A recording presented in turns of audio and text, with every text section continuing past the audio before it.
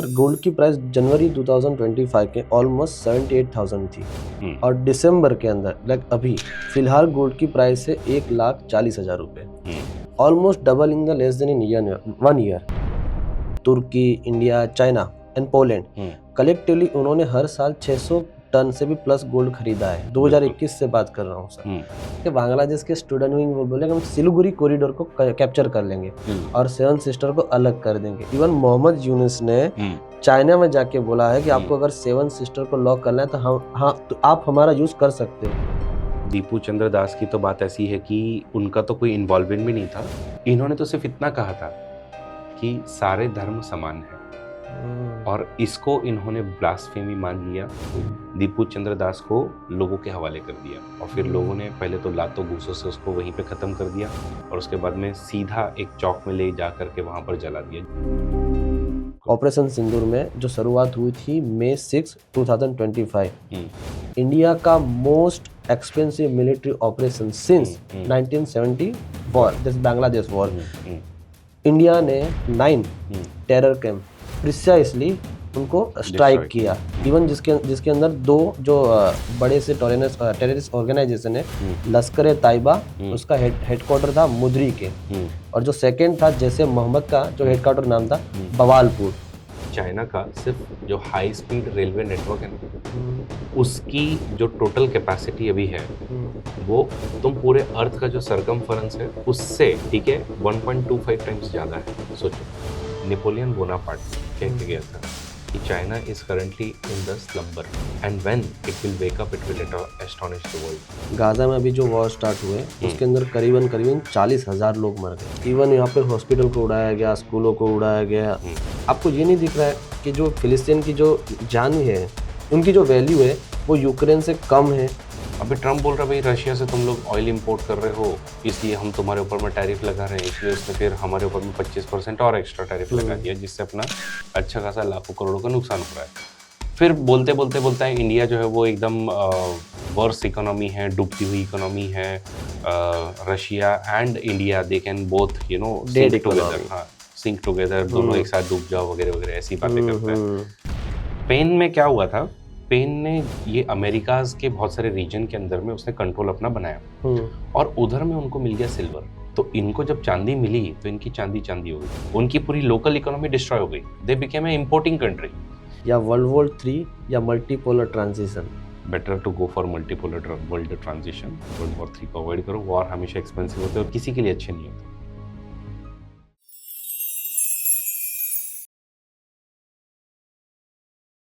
तन्वय मित्रों, मैं हिरेन सोनी आपका स्वागत करता हूं विचार केंद्र पॉडकास्ट चैनल में। तो गाइस, आज अपने पास एक ऐसे गेस्ट है जिनको पहचान की कोई ज़रूरत नहीं है, फिर भी मैं आपको पहचान करना चाह रहा हूं, जिनका नाम है Arvind Singh Rajpurohit. He is one of the top educator in the UPSC. उनके गाइडेंस में बहुत सारे स्टूडेंट आईएएस और आईपीएस ऑफिसर बने हैं और उनकी मास्टरी है पॉलिटिकल साइंस और इंटरनेशनल रिलेशन के अंदर। तो गाइस, चलो आज जानते हैं इंटरनेशनल रिलेशन के बारे में, कुछ ऐसे क्वेश्चन जो आपने कभी नहीं सुने होंगे। तो गाइस, बहुत सारे लोग हैं जो मेरी वीडियो को देखते हैं पर सब्सक्राइब नहीं कर रहे हैं। अगर आपका एक सब्सक्राइबर मुझे ऐसे हेल्प कर सकता है, ऐसे इनगिनत गेस्ट को मैं बुला सकता हूं जो आप सुनना चाहते हैं, तो मेरी चैनल को सब्सक्राइब करें और शेयर करिए। तो let's start a podcast. Start करते हैं गोल्ड से ही लेके हम स्टार्ट करते हैं। सर, गोल्ड की प्राइस जनवरी 2025 के ऑलमोस्ट 78,000 थी और दिसंबर के अंदर लाइक अभी फिलहाल गोल्ड की प्राइस है 1,40,000 रुपये, almost double in the less than in 1 year. तो इसका मेन रीजन क्या है? देखो, किसी भी ऐसी बड़े फिनोमिनन के पीछे मल्टीपल रीजंस होते हैं। तो एक तो हम लोग देख रहे हैं कि मल्टीपल वॉर चल रहे हैं, रशिया यूक्रेन का वॉर चल रहा है, गाजा का भी जस्ट अभी खत्म हुआ है लेकिन कभी भी प्रोबेबिलिटी है कि बढ़ जाएगा। कंबोडिया थाईलैंड का वॉर चल रहा है, चाइना अगेन ताइवान के जो एरिया है साउथ चाइना सी है वहाँ पर एग्रेशन दिखा रहा है। तो मे बी ऐसा एक एस्टिमेट लगाया जा रहा है कि फ्यूचर में जल्दी ही और कहीं ना कहीं वॉर होंगे और अगर हमें इस वॉर के लिए अगर यूएस सैंक्शन अगर लगा दे जैसे रशिया के ऊपर में हुआ है, तो अगर इस तरीके से अगर सैंक्शन लग जाएगा तो फिर उनके लिए बहुत बड़ी प्रॉब्लम हो जाएगी। तो अगर चाइना कल को ताइवान के अगेंस्ट में वॉर इनिशिएट करता है, उसके ऊपर में अगर लग जाए और सारे के सारे डॉलर्स को फ्रीज कर दिया जाए तो प्रॉब्लम होगी। इसके लिए फिर एक हेजिंग चल रही है खास करके इस वॉर के अगेंस्ट में। उसके अलावा यूएस के जो डॉलर्स हैं उनकी डिपेंडेंसी कम करने के लिए लोग जो है वो ज़्यादा गोल्ड बाय कर रहे हैं। अपार्ट फ्रॉम दैट अब लोगों को लग रहा है कि भाई गोल्ड की कीमतें इतनी जल्दी जब बढ़ रही है तो इवन हम लोगों के पास में शायद से एक सेफ एंड सिक्योर एसेट होगा। तो ग्लोबल रीजंस तो है बट डोमेस्टिक रीजंस भी है। इवन लोगों को लग रहा है कि भाई रेट बढ़ते जा रहे अभी परचेस करके रख लो, अभी परचेस करके रख लो, और हम लोग बाकी फेस्टिव बाइंग तो करते ही हैं। तो वन ऑफ द रीजन तो वो इंडिया के कंसर्न में तो हम वो समझ कि लोग ज्यादा यूज करें, पर ज्यादातर जो गोल्ड की बाइंग है वो सेंट्रल बैंक्स, जो कंट्री की सेंट्रल बैंक्स होती है वो बाय कर रही है। जैसे मेरे पास एक डेटा है, Turkey, India, China and Poland collectively उन्होंने हर साल 600 टन से भी प्लस गोल्ड खरीदा है। 2021 से बात कर रहा हूँ सर। तो क्या ये हम समझ सकते हैं ये डी डॉलराइजेशन के आगे बढ़ रहा है? डी डॉलराइजेशन तो है ही है, मतलब चाहते हैं कि भाई डॉलर के ऊपर में डिपेंडेंसी कम रहे। अगर एक मिनट 1 मिनट हो, डी डॉलराइजेशन को समझाना हो तो क्या है? तो बात ऐसी है कि आज अगर ग्लोबल करेंसी की हम बात करें उसमें यूजुअली हम लोग डॉलर के टर्म्स में बात करते हैं। आपको ऑयल परचेस करना है डॉलर्स के टर्म्स में क्या रेट है, गोल्ड परचेस करना है डॉलर्स के टर्म्स में क्या रेट है, सिल्वर परचेस करना है, कॉपर परचेस करना है, या इवन आप लोग चाइना से अगर कोई माल उठाना चाहते हो, यूएई में जाना चाहते हो तो डॉलर्स का क्या रेट है। तो सब कुछ डॉलर्स जो है तो वो एक ग्लोबल करेंसी बन चुका है, उसकी डिपेंडेंसी उसके ऊपर में बहुत ज्यादा है, इसलिए फिर हम इसको कहते हैं डॉलराइजेशन। अब हो क्या रहा है कि जैसा हमने रशिया में देखा कि उनके अकाउंट फ्रीज कर दिए गए, इसी तरीके से अगर हम ईरान की बात करें तो अगेन उनको भी फ्रीज कर दिया, जितने भी डॉलर्स के अकाउंट वगैरह थे या फिर आपको ट्रांजैक्शन करना हम अलाउ नहीं करेंगे। तो इन सब से अब खास करके ब्रिक्स नेशन जो है, तो ब्राजील, रशिया, इंडिया, चाइना और साउथ अफ्रीका, तो इन लोगों के ऊपर में ये कहा जाता है कि इन लोग डी डॉलराइजेशन को ज्यादा प्रमोट कर रहे हैं। ब्रिक्स नाम की एक अलग अल्टरनेटिव करेंसी भी बना रहे हैं कि इनकी डिपेंडेंसी डॉलर के ऊपर में कम रहे, तो उनके खुद के भी जो करेंसी है वो ज्यादा डिप्रिशिएट ना हो, प्लस अगर कोई वॉर हो या सैंक्शंस लगे तो उसको हम लोग ओवरकम कर पाए। तो इसके लिए फिर लोग डॉलर से हट करके दूसरी करेंसी पे जा रहे हैं, उसी को डी डॉलराइजेशन कहता है। हाँ, इवन आपने बहुत अच्छे से समझा डी डॉलराइजेशन क्या है, पर मेरा एक पर्टिकुलर रसिया और चाइना वो तो प्रमोट नहीं कर रहे हैं कि हम डॉलर के अगेंस्ट ट्रेड नहीं करने वाले। इवन वो गोल्ड में ज्यादा बढ़ रहे हैं। तो ये हम ये सोच सकते हैं कि हम वर्ल्ड वॉर 3 की तरफ प्रिपेयर कर रहे हैं? नहीं, ऐसा डायरेक्टली बोलना, और खास करके जब हम लोग ऑलरेडी मेजर कम से कम 10 से 12 पावर्स के पास में जब न्यूक्लियर वेपन है, तो मुझे नहीं लगता है कि वर्ल्ड वॉर 3 की पॉसिबिलिटी है वापस से। देखो रीजन क्या है कि यूएस और यूएसएसआर क्यों वर्ल्ड वॉर 3 नहीं कर पाए, उसके पीछे रीजन है न्यूक्लियर वेपन्स। जब म्यूचुअली एश्योर्ड डिस्ट्रक्शन, तो एक मैड डॉक्ट्रिन नाम की डॉक्ट्रिन है कि जब पता है कि भाई अगर मैंने बॉम्ब फेंका तो अगला वाला उसके पास में सेकेंड स्ट्राइक कैपेबिलिटी होगी, और वो अगर बॉम्ब फेंकेगा तो फिर तो खत्म हो गया। तो जब ये इस वर्ल्ड में हम लोग उतर चुके हैं तो पॉसिबिलिटी बहुत कम है कि एस्केलेशन इतने लेवल पर पहुंच जाए कि वर्ल्ड वॉर 3 हो। लेकिन रीजनल कन्फ्लिक्ट फिर भी चलते रहेंगे, जैसा कि हम लोग देख रहे हैं अभी रिसेंट में। अगर हम थाईलैंड, कंबोडिया का देखें तो ये रीजनल कन्फ्लिक्ट है, बट इट डजंट मीन कि ये वर्ल्ड वॉर 3 की तरफ में जा रहा है। या अगेन हम लोग इजराइल और पैलेस्टीन का भी देखें तो ठीक है, इसको भी हम लोग रीजनल कन्फ्लिक्ट बोल सकते हैं, ये भी कोई वर्ल्ड वॉर 3 की तरफ में नहीं जा रहा है। रशिया थोड़ा सा एग्रेसिव आजकल बनते जा रहा है, उसके पीछे रीजन ये है कि कहीं ना कहीं पुतिन को ये लगता है कि यूएसएसआर का डिसइंटीग्रेशन सबसे बड़ी हिस्टोरिक गलती थी यूएसएसआर की, और गोर्बाचेव की वजह से जो भी ये सब डिसइंटीग्रेशन हुआ वो गलत हुआ है, और वो वापस से थोड़ा सा रिक्लेम करने के लिए, इसीलिए फिर जॉर्जिया का ऑसेटिया वाला रीजन हटिया लेना, या फिर यूक्रेन का रीजन थोड़ा सा डोनेस्क हो गया, लुहांस हो गया, क्रीमिया हो गया, ये सब हथिया लेना। तो ये उनका थोड़ा सा वैसा perspective, but I don't think कि वर्ल्ड वॉर 3 की तरफ जा रहे हैं। गोल्ड का होर्डिंग थोड़ा सा यूएस के ऊपर में डिपेंडेंसी कम करने के लिए। लेकिन एक और बात बता दूं, गोल्ड वापस से कोई आप लोग गोल्ड को करेंसी नहीं बना पाओगे। इतने तो अपने पास में पैसे भी नहीं, इतना तो गोल्ड भी नहीं कि आप उसको एक करेंसी बना लो। तो वो तो सीधी बात है, पर गोल्ड को लोग हेज कर रहे हैं अपनी इन्फ्लेशन को कंट्रोल करने के लिए। बिल्कुल। इवन आप इन्फ्लेशन की देखो, अर्जेंटीना में ऑलमोस्ट 230% इन्फ्लेशन है। इवन अफ्रीका में, जब तक मेरे पास भी डेटा है, 30 to 40% इन्फ्लेशन है। क्या हम ये मान रहे हैं कि इन्फ्लेशन को कंट्रोल करने के सेंट्रल बैंक खुद ही गोल्ड बाय कर रही है? ऐसा नहीं है। इन्फ्लेशन, गोल्ड को बाय करना और इन्फ्लेशन, इन दोनों को कोई एज सच रिलेशन नहीं है। वो आपके और मेरे पर्सपेक्टिव से, रिटेल इन्वेस्टर के पर्सपेक्टिव से आपको सही लग सकता है। अर्जेंटीना में इन्फ्लेशन बढ़ने के रीजंस ये रीजंस अलग है, ठीक है, और वो उसकी कोई हेजिंग नहीं करने वाले। उनके रीजन जो है वो बेसिक जो उनकी इकोनॉमी है उसी के प्रॉब्लम है। भाई तुम्हारे पास में अगर लोगों को देने के लिए जॉब नहीं है, तुम्हारी इकोनॉमी कुछ ग्रो नहीं कर रही, तुम्हारी इकोनॉमी कुछ बेच नहीं रही है, और तुम पैसे पे पैसे छापे जा रहे हो, तो एक लिमिट होती है पैसे छापने की हमेशा। इसीलिए जब भी पैसे छापते तो उसके पीछे एक बैकिंग एसेट होनी चाहिए, नहीं तो फिर इन्फ्लेशन बढ़ते जाएगा।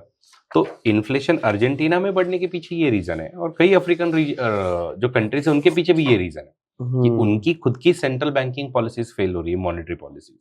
तो क्या अभी इंडियन की policy is the best success rate पे है या नहीं? इंडिया की जो पॉलिसी है रिगार्डिंग गोल्ड, क्योंकि एक तरफ इंडिया भी गोल्ड खुद के रिजर्व बढ़ा रहा है, बिल्कुल और बनने सबसे ज्यादा वो क्या करे, गोल्ड को सामने डॉलर को डिटेच भी कर रहे हैं। देखो अभी भी अगर हम देखें तो हमारे जो फॉरेन एक्सचेंज रिजर्व है उसमें लार्जेस्ट कंपोनेंट अभी भी डॉलर है, समझ रहे हो, गोल्ड तो है नहीं। तो गोल्ड सिर्फ इसलिए है कि भाई हम लोग जो है वो थोड़ी बहुत हेजिंग, अब पूरे वर्ल्ड ओवर अगर हर कोई इस तरीके से करे तो हम लोग भी अपना करके रखें तो थोड़ा सा सेफ रहेंगे। उस पर्सपेक्टिव से हम लोग भी गोल्ड ले रहे हैं, लेकिन पूरी तरीके से एकदम डॉलर रिप्लेस करके इमीडिएटली हम लोग गोल्ड पे शिफ्ट हो जाएंगे ऐसा तो नियर फ्यूचर में अभी तो नहीं दिखता है। तो अब तो हमको अब एक काम करते हैं, हम इकोनॉमिक्स के साथ चलते हैं ह्यूमैनिटेरियन क्राइसिस के अंदर। अभी आपने देखा होगा रसिया यूक्रेन की वॉर हुई है, इस वॉर के बाद शिपिंग कॉस्ट बढ़ रही है, और उसके साथ देखो ग्लोबल फूड प्राइस भी 3.68 बढ़ने लगी है। एक्चुअली राइट नाउ ज्यादातर लोग अभी क्लाइमेट चेंज से मर रहे हैं या देखिए फूड प्राइस की वजह से ज्यादा मर रहे हैं? दोनों रीजंस हैं। मैं तो हमेशा मतलब जितनी भी बार मैं बच्चों को पॉलिटिकल साइंस सिखाता हूँ उसमें हर बार मैं एक ही बात कहता हूँ कि आप लोग रिलीजन के नाम पे लड़ रहे हो, आप लोग रीजन के नाम पे लड़ रहे हो, आप लोग एथनिसिटी के नाम पे लड़ रहे हो, लेकिन आप मरोगे सब डूब के। क्लाइमेट चेंज एक बहुत रियल फिनोमिनन है, और इसके जो परिणाम होंगे ना वो आप देख ही नहीं पाओगे। आज देखो आप हर तरफ में हाहाकार मचा हुआ है। यूएस के अंदर में हर साल अभी हम लोग देख रहे हैं तो कैलिफोर्निया और उस तरफ का जो रीजन है वहाँ पर हर बार आग लग रही है। हम लोग इवन हमारे हिमालय की बात करें तो हम लोगों ने इतना ज़्यादा वहाँ पर अब पोल्यूशन कर दिया है, या फिर इतना ज़्यादा टूरिज्म बढ़ चुका है वहाँ पर कि अगेन उसकी जो एकदम पूरी जो सेंसिटिव जोन्स है वो सारे डिस्ट्रॉय हो रहे हैं। हमारे उस रीजन में जहाँ अब तक ठंड नहीं पड़ती थी वहाँ पर ठंड पड़नी शुरू हो गई, जहाँ पे बारिश नहीं होती थी वहाँ पर बारिश होनी शुरू हो गई है, जहाँ पर बारिश हो रही है वहाँ पर सूखा पड़ना शुरू हो रहा है। ये सब क्लाइमेट चेंज की वजह से बहुत ज़्यादा प्रॉब्लम्स होंगी। बट क्या इसके अंदर में जो फूड क्राइसिस वॉर्स की वजह से जो चल रहा है, इन्फ्लेशन वगैरह जो बढ़ा हुआ है, वो भी एक रीज़न है कि बिल्कुल है। तो जो रशिया यूक्रेन का वॉर हुआ, अब मजेदार बात यह है कि रशिया और यूक्रेन दोनों को ही फूड बाउल कहा जाता है, क्योंकि उनके यहीं पे सबसे ज्यादा वीट की खेती होती है, गेहूं की, और वो पूरे वर्ल्ड को एक्सपोर्ट करता है। उसके वजह से फिर अब अगर वॉर चल रहा है तो फिर वीट आप लोग भेज नहीं पाओगे, कितने ही आप लोग बीच में इंटरिम सेटलमेंट करते रहोगे, हाँ इसको जान देंगे उसको जान देंगे, लेकिन वो होता नहीं है। तो वॉर ड्रिवन भी है, क्लाइमेट ड्रिवन भी है, बट क्लाइमेट चेंज जो है वो एक ज्यादा बड़ा थ्रेट है। तो अभी एक गंदी सी पॉलिटिक्स पे डिस्कशन करूँ ना मैं, तो रसिया में क्या हो रहा है कि रसिया जो ग्रेन है वो कंट्रोल कर रहा है, वो ज्यादातर अफ्रीका नेशन में ज्यादा आगे भेजने नहीं दे रहा है, जैसे खुद बैन लगा रहा है। फिर एक तरफ यूएसए और वेस्ट रसिया को पनिश करने के लिए उनके फर्टिलाइजर पे सैंक्शंस लगाता है। इसकी ज्यादातर इफेक्ट कहाँ पे हो रही है? तो मैं अगर बात बोलूँ तो ज्यादातर इफेक्ट होती है जैसे इंडिया जैसे देश है, इंडिया, पाकिस्तान, बांग्लादेश जैसे अफ्रीका के नेशन पे। तो ये दो देश की लड़ाई के अंदर डेवलपिंग कंट्रियों को ज्यादा नुकसान नहीं हो रहा है? देखो वैसा ये कोई पहली बार नहीं है, ऐसा हर बार होता है। वो कहते हैं ना कि जब दो हाथी लड़ते हैं, ठीक है, तो उस समय में थोड़े बहुत चींटियों का नुकसान तो होने ही वाला है। तो वैसी वाली बात है कि अगर वॉर होगा तो उसका इफेक्ट मल्टीपल कंट्रीज पे होगा, डेवलपिंग कंट्रीज पर हमेशा ज्यादा देखने को मिलेगा। हम लोग भी कुछ तो एकदम हम लोग कहें कि क्राइसिस खुद ही बनाए जाते हैं, जैसे श्रीलंका की ही बात कर लीजिए। तो श्रीलंका में पूरी तरीके से फूड क्राइसिस जो बीच में 2022 और 2023 के अंदर में जो जनरेट हुआ वो पूरी तरीके से क्रिएटेड था। कैसे? तो वहां पर उस समय में राजपक्ष की गवर्नमेंट थी, तो राजपक्ष ने क्या किया कि वो सडनली एकदम ऑर्गेनिक फार्मिंग की तरफ हम लोग चलेंगे। अब रातों रात जब ऐसे डिसीजन लिए जाते हैं तो फिर उसका इफेक्ट जो है वो उतना नहीं रहता है।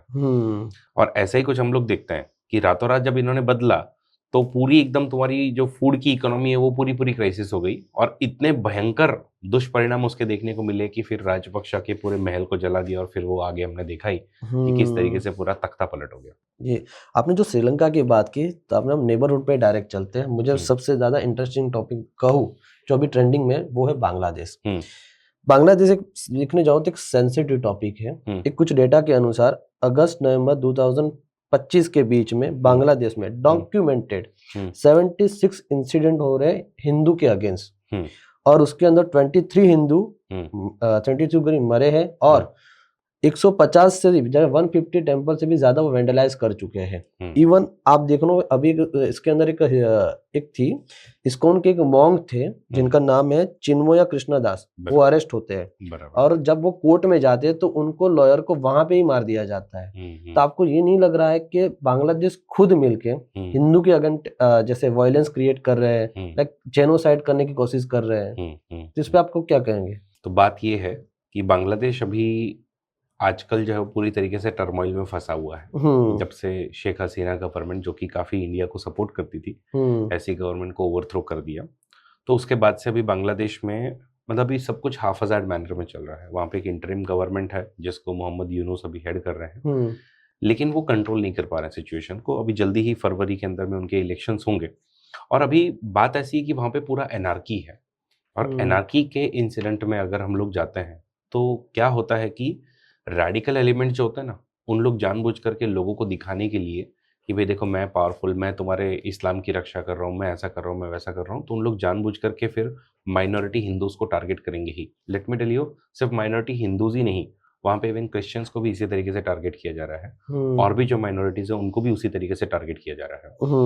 और ये वहाँ पर रोकने वाला कोई है ही नहीं, क्योंकि कैसा था, जो इंडिया को सपोर्ट कर सके ऐसी अवामी लीग की गवर्नमेंट पूरी तरीके से निकल चुकी है। अवामी लीग की पार्टी को तक वहां पर बैन कर दिया गया है, और जो एंटी इंडिया पार्टी थी बीएनपी, बांग्लादेश नेशनलिस्ट पार्टी, तो अब वो वहां पर मेजर पार्टी है। अभी इनफैक्ट आपने सुना होगा कि बीएनपी जो चीफ थी उनका भी बच्चा भी वहां पर भी एंटर कर चुका है, और उस पॉलिटिक्स के अंदर में आगे बढ़ने वाला है। तो ये पार्टी जो है वो वहाँ की जो जमाते इस्लामी पार्टीज वगैरह इन सब के साथ में हमेशा मिली जुली है। तो ये थोड़ी सी राइटिस्ट पार्टीज होने की वजह से इन लोग हिंदूज के ऊपर में बहुत ज्यादा एट्रोसिटीज कर रहे हैं। अभी फिलहाल तो ये सारी एकदम वेल डॉक्यूमेंटेड चीज है। ये तो उसके यही तो मैं बोल रहा हूँ कि ये सिस्टमेटिकली हो रहा है। आप देखो, ना तो प्रोटेस्ट हो रहे हैं, ना कम्युनल राइट हो रहे हैं, ये तो डायरेक्टली एक कह सकते हैं जिनोसाइड है। अगर जिनोसाइड हो रहा है तो इंडियन गवर्नमेंट का स्टांस क्या है?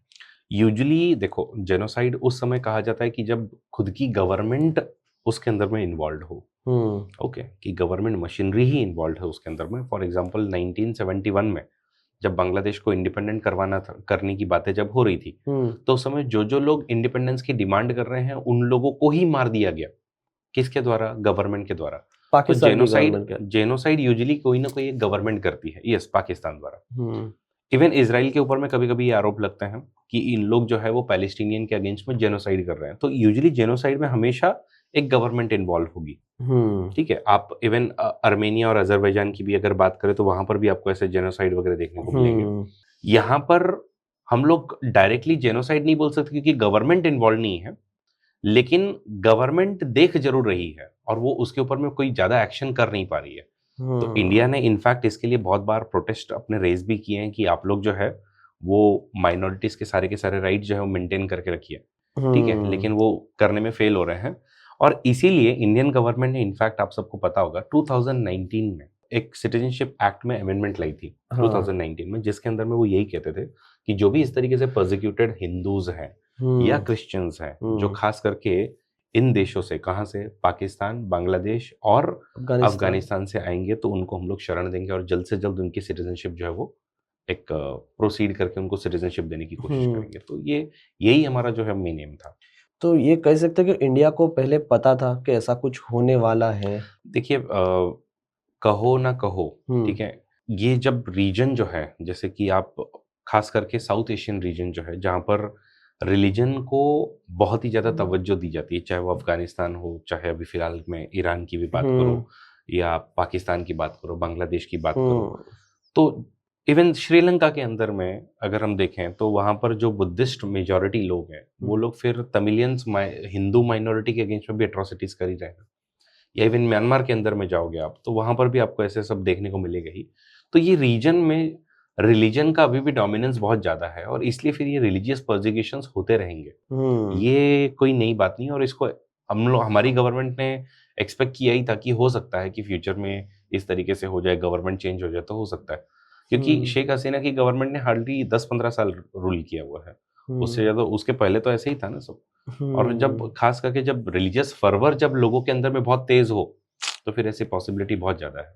तो फिर आपने जो अभी एक मेंशन किया है पाकिस्तान का जो 1970 वॉर 1970 वाला वॉर, क्या पाकिस्तान इसको एज अ रिवेंज यूज कर रहा है राइट नाउ बांग्लादेश के अंदर? एक सीधी सी बात है, बांग्लादेश की एक एक्सरसाइज थी जिसका नाम था पाकिस्तान अमन 2024। इसके अंदर बांग्लादेश ने खुद पार्ट लिया। इवन उसके जो एक पोर्ट था जिसका नाम है चित्तौड़गढ़ पोर्ट, वहां पे पाकिस्तान आर्मी डॉक करती है। तो ये लग रहा है कुछ ना कुछ पाकिस्तान की इन्वॉल्वमेंट बांग्लादेश में बढ़ रही है। देखो, एक तो दुख उनको पाकिस्तान को हमेशा से है ही कि उन्होंने मतलब इंडिया ने पूरा एक ईस्ट पाकिस्तान को अलग करके एक अलग ही नेशन बनवा दिया, उनके 2 टुकड़े कर दिए।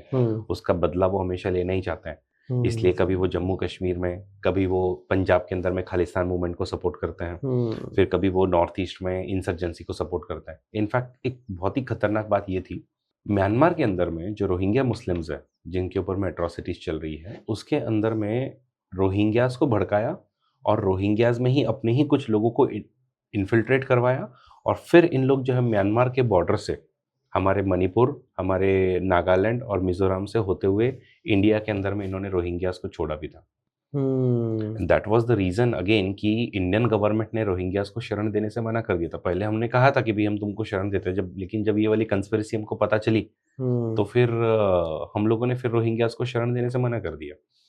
और पाकिस्तान बिल्कुल ये बदला चाहता है, इसीलिए ये सब यहाँ पे पूरे इंसर्जेंसी जो एरियाज हैं इनको सपोर्ट करना, इवन जो लेफ्ट विंग एक्सट्रीमिज्म अफेक्टेड जो एरियाज है अपने, वहाँ पर भी इनको वेपन्स का सप्लाई देना, इंटेलिजेंस का सप्लाई देना, ये सब पाकिस्तान है इसमें इन्वॉल्व। और अभी भी उनकी ब्लीडिंग थ्रू 1000 कट्स ये वाली पॉलिसी उनकी अभी भी चल ही रही है कि हम लोग तुमको मार तो नहीं सकते हैं, लेकिन एटलीस्ट 1000 आपको मैं एक छोटे छोटे जो है वो घाव दे दूंगा, उसके थ्रू कर दूंगा। तो सारा ये सब जो है खेल है वो पाकिस्तान का रचा हुआ है। और नो डाउट अभी अगर बांग्लादेश में इस तरीके से इंस्टेबिलिटी है तो सबसे ज्यादा अगर कोई मुस्कुरा रहा होगा वो पाकिस्तानी होगा।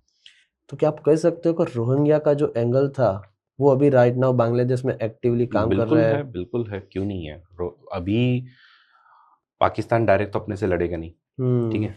उनको चाहिए कि अब हम लोग जो है, तो पहले तो बांग्लादेश बांग्ला भाषा पे अलग हुआ था, ठीक है, तो अब कैसे इनसे हम लोग लड़ें, तो अब हम लोग जो है वो इस तरीके से रिलीजन के नाम पे वापस अगर हम लोग लड़े तो बेटर होगा। तो वो जानबूझ करके उनको भी आगे भी कर रहा है। बांग्लादेश में अभी बात करें तो उसके अंदर एक नाम अभी मैंने बहुत फेमस सुना है, दीपू चंद्र दास। ये आपने सुना है अभी? बिल्कुल, दीपू चंद्र दास क्या, अमृत मोंडाल का भी मैं आपको जिक्र बताता हूँ। ये दोनों हिंदू थे, इन दोनों को भी वहाँ की जो मॉब है उन्होंने जला करके मार दिया है।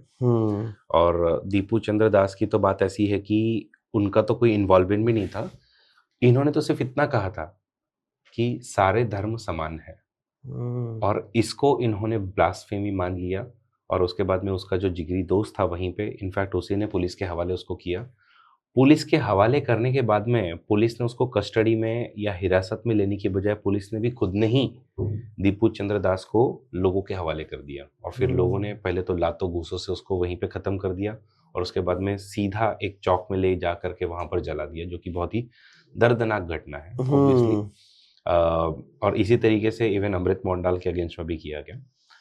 तो बात ये थी कि जो स्टूडेंट थे वहाँ के, वो एक स्टूडेंट नेता थे, उन स्टूडेंट नेता के ऊपर में जो आक्रमण हुआ उनको मार दिया गया। तो मारने के बाद में ये सब प्रोटेस्ट चल रहे थे, तो उन प्रोटेस्ट के बीच में इनको मार दिया गया। तो ये बहुत बुरा था। और ऑब्वियसली अभी हिंदूज के अगेंस्ट में इस तरीके से एट्रोसिटीज बांग्लादेश में तो हम लोग देख ही रहे हैं। दीपू चंद्र दास को लाइक पब्लिकली बंद किया गया, लाया गया, बिल्कुल जलाया गया।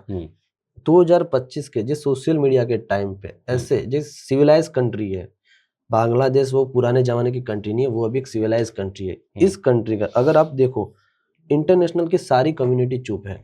अगर ये सेम इंसिडेंट कोई इजराइल के साथ हुआ हो, कि यूएसए के साथ हुआ था, कि यूरोप के पास कुछ था, ताकि ये सारी इंटरनेशनल कम्युनिटी चुप रहती। इसके बारे में आप क्या कहोगे?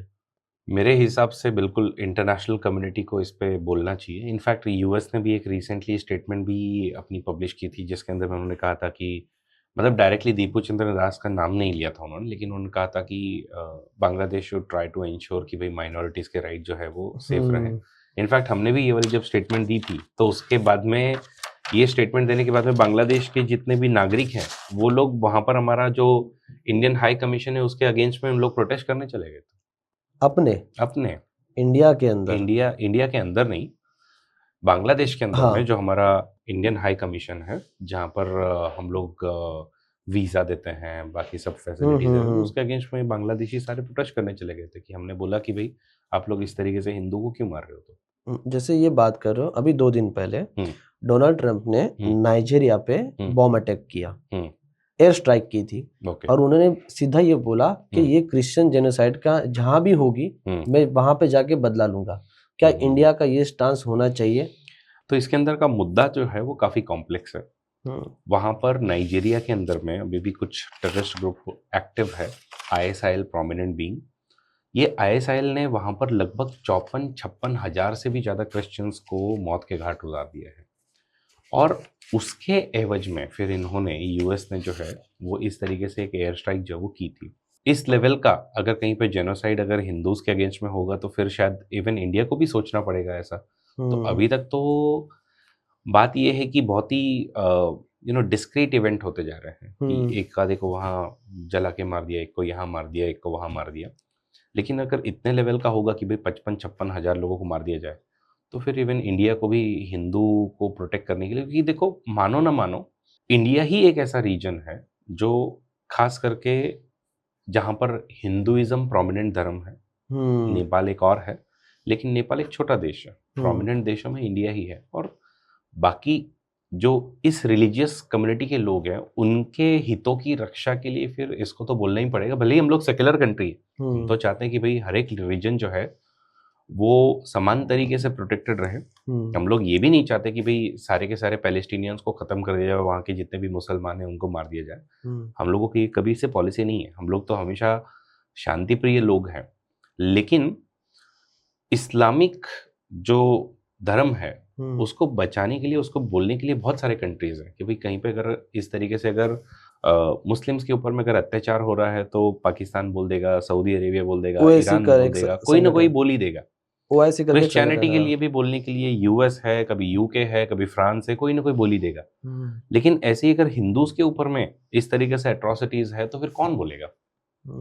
तो हम सबके लिए तो बोलते हैं, लेकिन हिंदूज के लिए भी अपने को बोलना ही पड़ेगा ये। और उससे फनी बात यह है कि बांग्लादेश के स्टूडेंट विंग बोले हम सिलीगुड़ी कॉरिडोर को कैप्चर कर लेंगे और 7 सिस्टर को अलग कर देंगे। इवन मोहम्मद यूनुस ने चाइना में जाके बोला है कि आपको अगर 7 सिस्टर को लॉक करना है तो आप हमारा यूज कर सकते हो। इस पे आप क्या कहोगे? पॉसिबल नहीं है, ठीक है। रीजन सिंपल सी बात है, बांग्लादेश भले ही बोलता हो कि मैं हमारी इंडिया की जो सिलीगुड़ी कॉरिडोर जिसको चिकन नेक भी बोलते हैं, चिकन नेक इसलिए कि भाई अगर उतना कॉरिडोर अगर कट कर दिया तो फिर नॉर्थ ईस्ट तक आप पहुंच ही नहीं पाओगे। तो ये चाइना की एक नोन स्ट्रैटेजी है। बांग्लादेश बार बार इसको अब तक तो एकदम छुपे मन से दबा करके रखा हुआ था, लेकिन अब जब अवामी लीग की गवर्नमेंट जा चुकी है वहां से तो अब एकदम खुल्लम खुल्ला बोल रहा है। लेकिन बांग्लादेश खुद भूल चुका है कि उसके खुद के भी 2 चिकन स्नेक हैं इसी तरीके के। कौन से? जो एक जो है वो रंगपुर नाम का ऊपर में कॉरिडोर जो है, अगर आप देखोगे तो रंगपुर वाला पूरा एरिया जो है हम लोग उसको हटा सकते हैं। एक हार्डली अपने को 70-80 किलोमीटर जो है वो कैप्चर करना है और इजीली हम लोग इनका ऊपर का कैप्चर कर सकते हैं। और दूसरा, बांग्लादेश को जो खास करके इनका जो कॉक्स वाला रीजन है, चिटगोंग वाला रीजन है, इसको भी हम लोग जो है वो त्रिपुरा के हिल से अगर सिर्फ हम लोग बे ऑफ बंगाल तक अगर पहुंच जाए तो पूरा कट ऑफ कर सकते हैं। इनका अच्छा खासा रीजन अपने कंट्रोल में ले सकते हैं। तो बांग्लादेश ने इन सब बातों को कहने से बचना चाहिए, क्योंकि जिनके खुद के घर शीशे के होते हैं ना, वो दूसरों पे फिर पत्थर नहीं फेंका करता है। तो क्या लगता है कि बांग्लादेश को सपोर्ट दे रहा है चाइना और पाकिस्तान दोनों मिलकर एक्टिवली देख रहा है? देखो कैसा है, इसमें हम लोग हमारे पर्सपेक्टिव से देख रहे हैं, लेकिन अगर उनके पर्सपेक्टिव से देखें और अगर उनके पर्सपेक्टिव से भी कौटिल्य का सिद्धांत अगर लगाया जाए तो your neighbour is your natural enemy, और ये हर बार आएगा ही। मैं आपको बताता हूँ, नेपाल के साथ में भी झगड़ा चलते रहता है, श्रीलंका के साथ में भी झगड़ा चलते रहता है, बांग्लादेश के साथ में भी झगड़ा चलता है। सिर्फ और सिर्फ नेबरहुड में अगर एक ही कंट्री जिसके साथ में हमारे स्टेबल रिलेशन है तो वो है भूटान। उसके अलावा बाकी हर एक कंट्री के साथ में हमारे रिलेशन जो बिगड़े हुए ही हैं। तो यू एक अटल बिहारी जी का एक स्टेटमेंट है कि you can't change your neighbour but you can change the enemy. तो हम ये लॉजिक लगाएं तो कोई है चेंज का? आई थिंक ही सेड कि you can not change your geography, you can change your history. इस तरीके का उनका एक स्टेटमेंट है। और ऑब्वियसली बात है कि तुम ज्योग्राफी चेंज नहीं कर सकते तो ये लोग आपके नेबर रहेंगे ही। तो कहीं ना कहीं इंडिया को नेबरहुड फर्स्ट पॉलिसी के थ्रू कोशिश अभी भी करनी चाहिए कि ये सारे रीजन जो स्टेबल रहे। आधे से ज़्यादा प्रॉब्लम इंडिया की ये है कि ये रीजन स्टेबल ही नहीं है। मतलब यहाँ पर जैसे इंडिया के अंदर में एक सिविलियन गवर्नमेंट है, ये civilian government time to time 5 सालों में इलेक्शन करवाती है, कोई यहाँ पे रही उसके बाद में बदल भी जाती है। भले ही यूनियन पे भी हम लोग पिछले 3 साल से देख रहे हैं कि एनडीए का टर्म आ रहा है, बट उसके पहले भी कांग्रेस का टर्म था, उसके पहले भी मल्टीपल गवर्नमेंट जो आकर गई है। और कहो ना कहो स्टेट पर अभी भी हम लोग देखते हैं कि गवर्नमेंट जो पलटते रह रही है, ऑपोजिशन वाले भी तो पावर में आ ही रहे ना, और ये सब स्मूथली चल रहा है, कोई पावर का टेक ओवर नहीं है, कोई हमारी आर्मी बीच में नहीं आ रही। ऐसी स्टेबिलिटी हम लोग ना पाकिस्तान में देखते हैं, ना हम लोग श्रीलंका में देखते हैं, ना हम बांग्लादेश में देखते हैं, ना हम लोग नेपाल में देखते हैं। इवन म्यांमार में भी आर्मी रूल है। तो यही तो रीजन है ना, हम लोग बात किससे करें वो प्रॉब्लम हो जाती है। वहां स्टेबिलिटी ही नहीं है। मुझे अगर कल को पाकिस्तान में किसी से बात करनी तो मैं किससे बात करूं? सिविलियन गवर्नमेंट से बात करूं या मिलिट्री गवर्नमेंट से बात करूं? मैं मुनीर से बात करूं या फिर शरीफ से बात करूं? मैं किससे बात करूं? शरीफ से बात करता हूं तो मुनीर बुरा मान जाता, मुनीर से बात करो तो शरीफ बुरा मान जाता। तो आपने जो शरीफ का नाम लिया, तो अभी एक रिसेंटली ऑपरेशन सिंदूर, इसके बारे में आपको पता ही होगा। ऑपरेशन सिंदूर में जो शुरुआत हुई थी May 6, 2025, इंडिया का most expensive military operation since 1970 war, this Bangladesh war.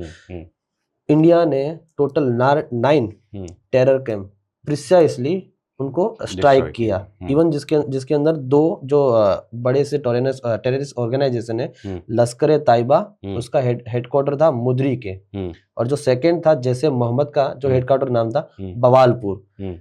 दोनों में जाके जहाँ पे गए प्रिसाइसली स्ट्राइक किए। इवन मोस्ट एक्सपेंसिव वॉर क्यों बोल रहा हूँ मैं, क्योंकि ना तो ये डायरेक्ट कॉन्टेक्ट वॉर था, ना आर्मी टू आर्मी था, जिसके अंदर इंडिया ने ब्रह्मोस मिसाइल यूज किए थे, राफेल जो यूज किए थे, फिर एक स्काई स्ट्राइकर सुसाइड ड्रोन है वो भी यूज किए थे, इवन स्कार्स क्रूज मिसाइल थी।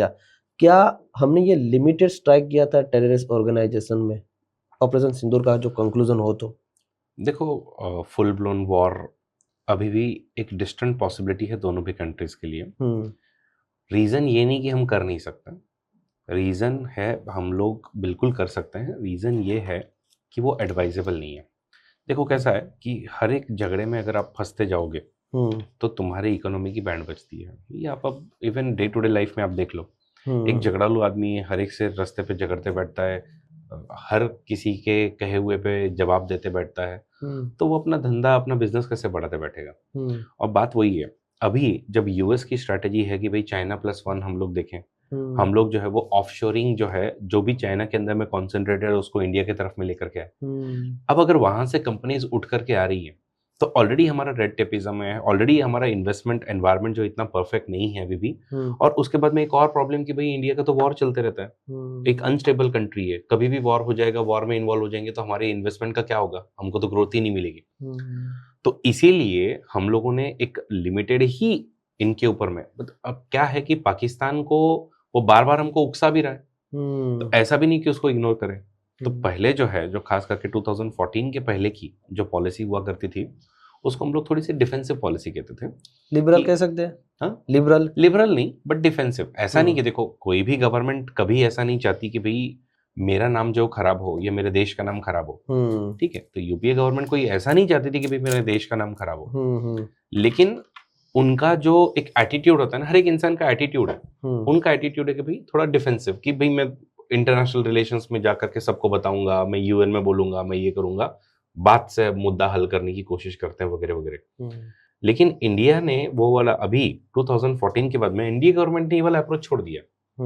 उनका कहता है तूने थप्पड़ मारी ना, मैं पहले तेरे को 4 थप्पड़ मारूंगा, उसके बाद में बात करने के लिए आऊंगा। तो ऑपरेशन सिंदूर या इवन जो हम लोगों ने जो बालाकोट की एयर स्ट्राइक की है, ये सब जो हमने किया है, या इसके पहले भी हम लोगों ने एक एयर स्ट्राइक की थी हमने, आई थिंक उसका बालाकोट की एयर स्ट्राइक हमने की थी उसके।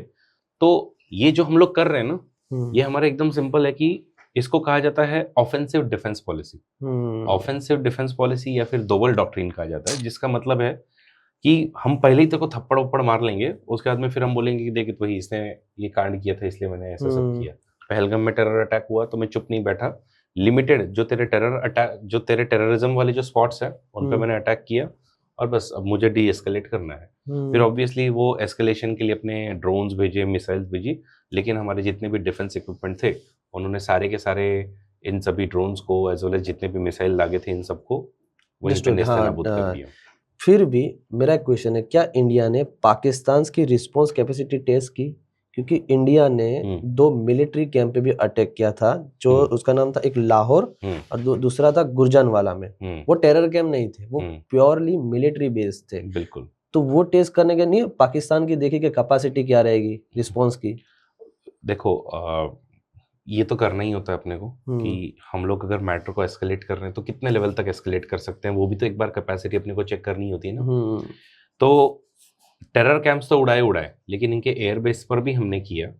उसके पीछे रीजन था कि अब सीधी सी बात है ना कि अगर उनके एयरबेस ऑपरेटिव होते तो शायद से उन लोग और अपने ऊपर में मिसाइलें दागते और कहीं ना कहीं अपना नुकसान हो सकता था। तो अगर हमने उनके एयरबेस ही अगर उड़ा दिए हैं, ठीक है, तो उनका खर्चा भी थोड़ा ज्यादा करवा दिया और ऑब्वियसली ये सब टेस्ट भी किया कि पाकिस्तान जो है वो कितने लेवल तक अपने से अपनी चीजें हैंडल कर सकता है, कितनी नहीं कर सकता। जी, during the operation Sindoor USA के एक डिपार्टमेंट ऑफ डिफेंस रिवील करता है कि चाइना ने क्रिटिकल इंटेलिजेंस, साइबर सपोर्ट और सैटेलाइट सर्विलेंस प्रोवाइड किया था पाकिस्तान को ड्यूरिंग दिस ऑपरेशन।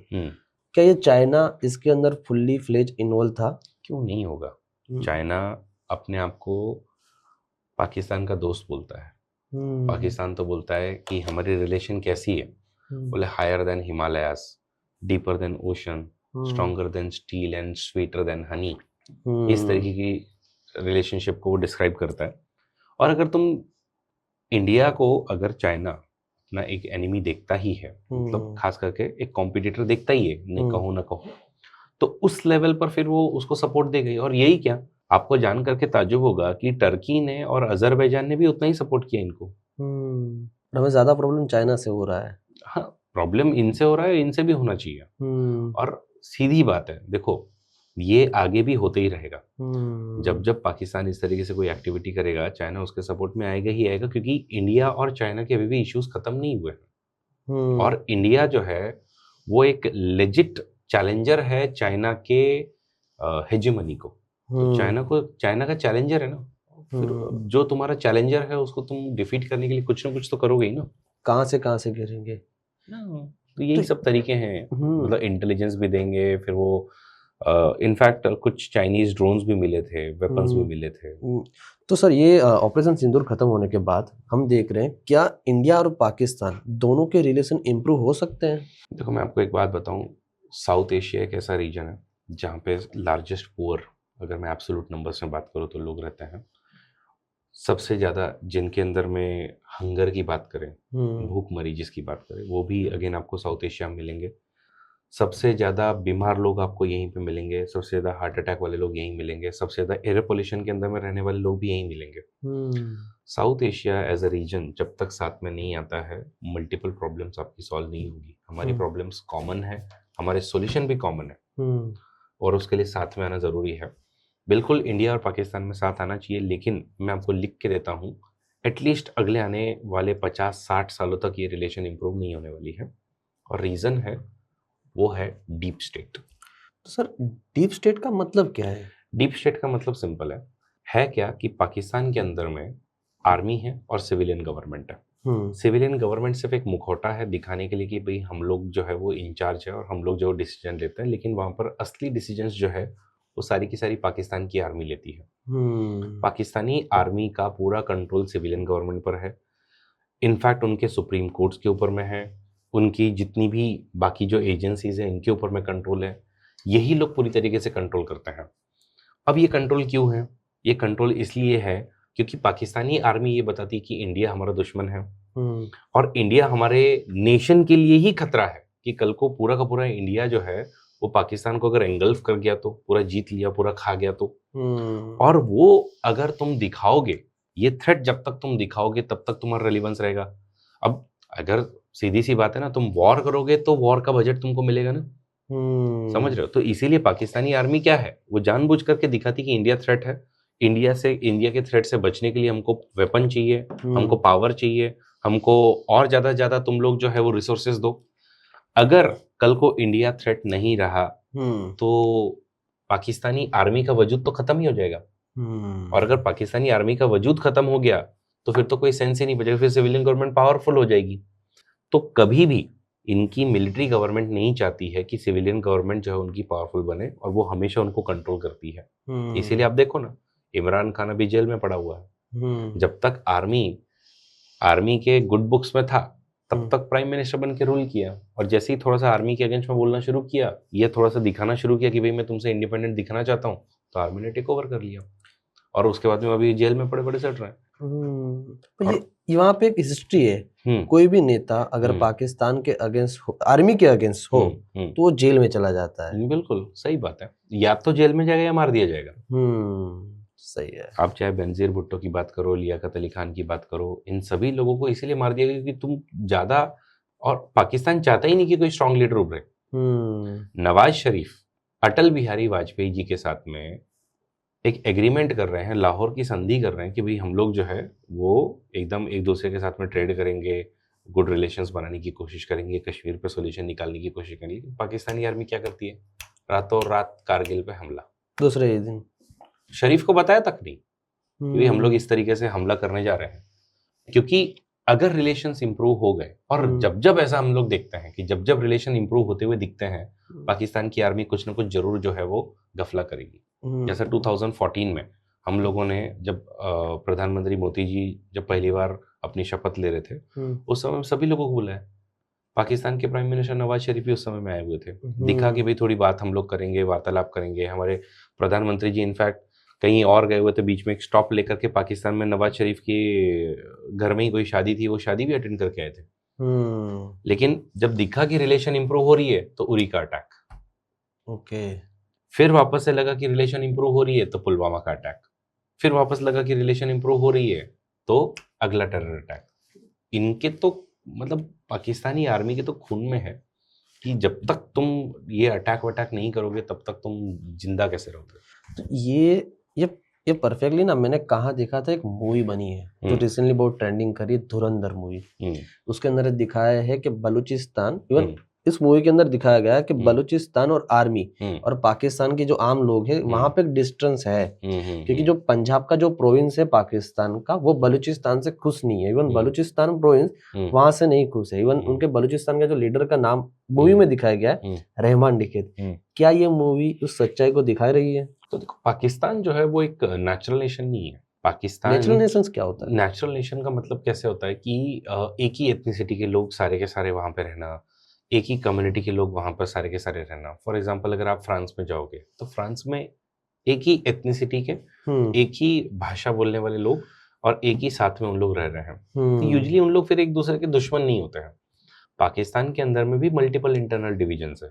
पाकिस्तान के अंदर में अगर हम लोग देखें तो मेजरली उनके पास है पंजाब प्रोविंस है, सिंध प्रोविंस है, बलूचिस्तान प्रोविंस है और खैबर पख्तूनवा, जो अफगानिस्तान की बड़ा मजेदार बात है कि खैबर पख्तूनवा के जितने भी लोग हैं ये सारे के सारे पश्तून ओरिजिन के हैं, जो कि अफगान से जुड़े हुए हैं। अफगानिस्तान तक खुद कहता है कि भाई ये सारे लोग हमको दो वापस है, और इसलिए जो ड्यूरांड लाइन जो ब्रिटिशर्स खींच करके गए थे और डिवाइड किया था पश्तून लोगों को, वो हमको वापस दो। तो उस पर इनफैक्ट इनका झगड़ा चलता है, बट वो ऑफ द टॉपिक दूसरी बात करते हैं, बाद में बात करेंगे। आते हैं बलूचिस्तान के ऊपर। तो यहाँ पर बलूच लोग जो है, तो बलूच एथनिसिटी के एकदम अलग लोग रहते हैं ये लोग।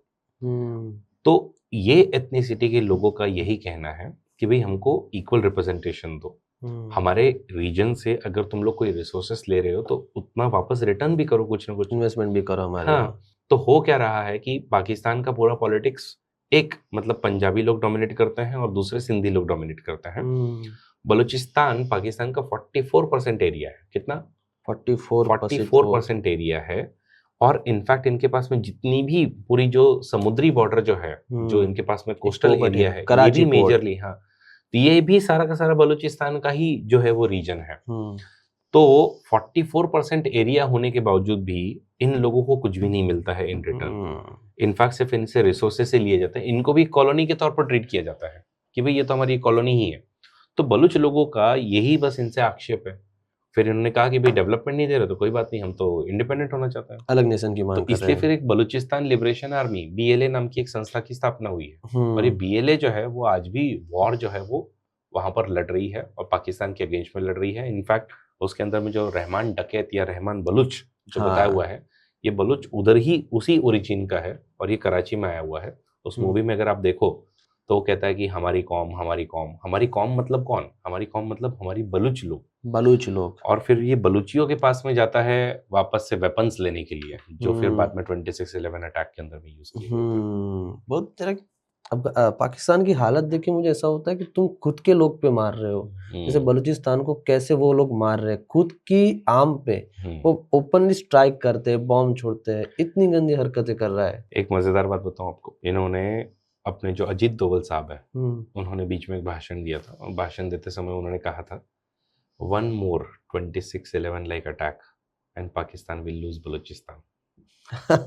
तो एक और हम लोग शायद से वहां से कंट्री बना दे अगर ऐसा कुछ हुआ भविष्य में। तो क्या वो इंडिया में लेना चाहिए, क्या इंडिपेंडेंटली रखना चाहिए? मजेदार बलूचिस्तान और सिंध पता है कभी कभी थोड़ा सा Indian foreign policy initial period में ना बहुत आइडियलिस्टिक रह गई। अगर इतनी आइडियलिस्टिक नहीं होती ना तो आज बलूचिस्तान एक्चुअल में इंडिया का पार्ट होता था। मैं आपको बताता हूँ, इनफैक्ट बलूचिस्तान जो है, तो बलूचिस्तान में एक 4 जो है उस समय में एक अलग अलग रजवाड़े जो है वो रहा करते थे। उनमें से कलात नाम का रजवाड़ा जो है, उन्होंने रिक्वेस्ट भेज दी थी इंडियन गवर्नमेंट के पास में कि मुझे जो है वो इंडिया का पार्ट बनना है और मुझे जो है वो इंटीग्रेट कर लो और मैं इंस्ट्रूमेंट ऑफ एक्सेशन साइन करने के लिए रेडी हूँ। लेकिन फिर उस समय की जो कम्युनिटी, जो भी उस समय के फॉरेन पॉलिसी मेकर्स थे, उनको लगा यार क्यों पाकिस्तान से बिना फालतू दुश्मनी लेनी है, और फिर प्लस दूसरा मैं उस रीजन को वहाँ पे मैनेज कर पाऊंगा क्या। तो ये सब सोच करके हमने उसको इंटीग्रेट नहीं किया। जबकि अगर उसको आज इंटीग्रेट कर दिया होता ना तो पाकिस्तान को अब हम लोग 2 साइड से घेर सकते थे, पहली बात। तो दूसरी बात है, इतना बड़ा कोस्टल एरिया अपने को मिलता था। गल्फ ऑफ जो अपना ओमन है एंड इतना पूरा जो गल्फ रीजन है उसको अपने को एक अलग एक्सेस मिलता था। तो मेरे हिसाब से उस समय में ज्वाइन करवा लेना चाहिए था। ठीक है, जो हिस्ट्री में there are no ifs and buts. तो पाकिस्तान उस टाइम पे क्लेम कर रहा था कि जम्मू कश्मीर हमारा है, जूनागढ़ हमारा है, हैदराबाद हमारा है। तो इंडिया को ये क्लेम करनी नहीं थी उस टाइम। इंडिया ने करना चाहिए था इनफैक्ट उस समय में, पर छोड़ दिया। हमने दिया नहीं ना, हमने भी नहीं दिया। वो उधर में तकलीफ आती थी, लेकिन अपने को ये पता होना चाहिए था कि कितना ही कर लो ये लोग नहीं सुधरेंगे नहीं, और वो दुश्मनी अपनी वैसे ही बनने वाली है। इवन लगता है कि 2030 में पाकिस्तान कोलैप्स कर जाएगा। बहुत एक फैसिनेटिंग बात ये है कि पाकिस्तान जो है ना, इसके बारे में नेहरू भी ऐसे ही सोचा करते थे कि जल्दी ही ये कोलैप्स हो जाएगा और इंडिया के अंदर में इंटीग्रेट हो जाएगा। तो उनको वो पार्टीशन जो इतना बड़ा नहीं लगता था। लेकिन पाकिस्तान जो है one of the most resilient state है। आप देखो ना, आज पाकिस्तान के सारे कंट्रीज के साथ में इंपॉर्टेंट रिलेशंस है। चलो economically they are not doing well, ठीक है, बट आप देखो आज यूएस से भी अच्छे रिलेशन है, चाइना से भी अच्छे रिलेशन है, रशिया से भी अच्छे रिलेशन रखे हुए हैं, ईरान के साथ में भी अच्छे रिलेशन है।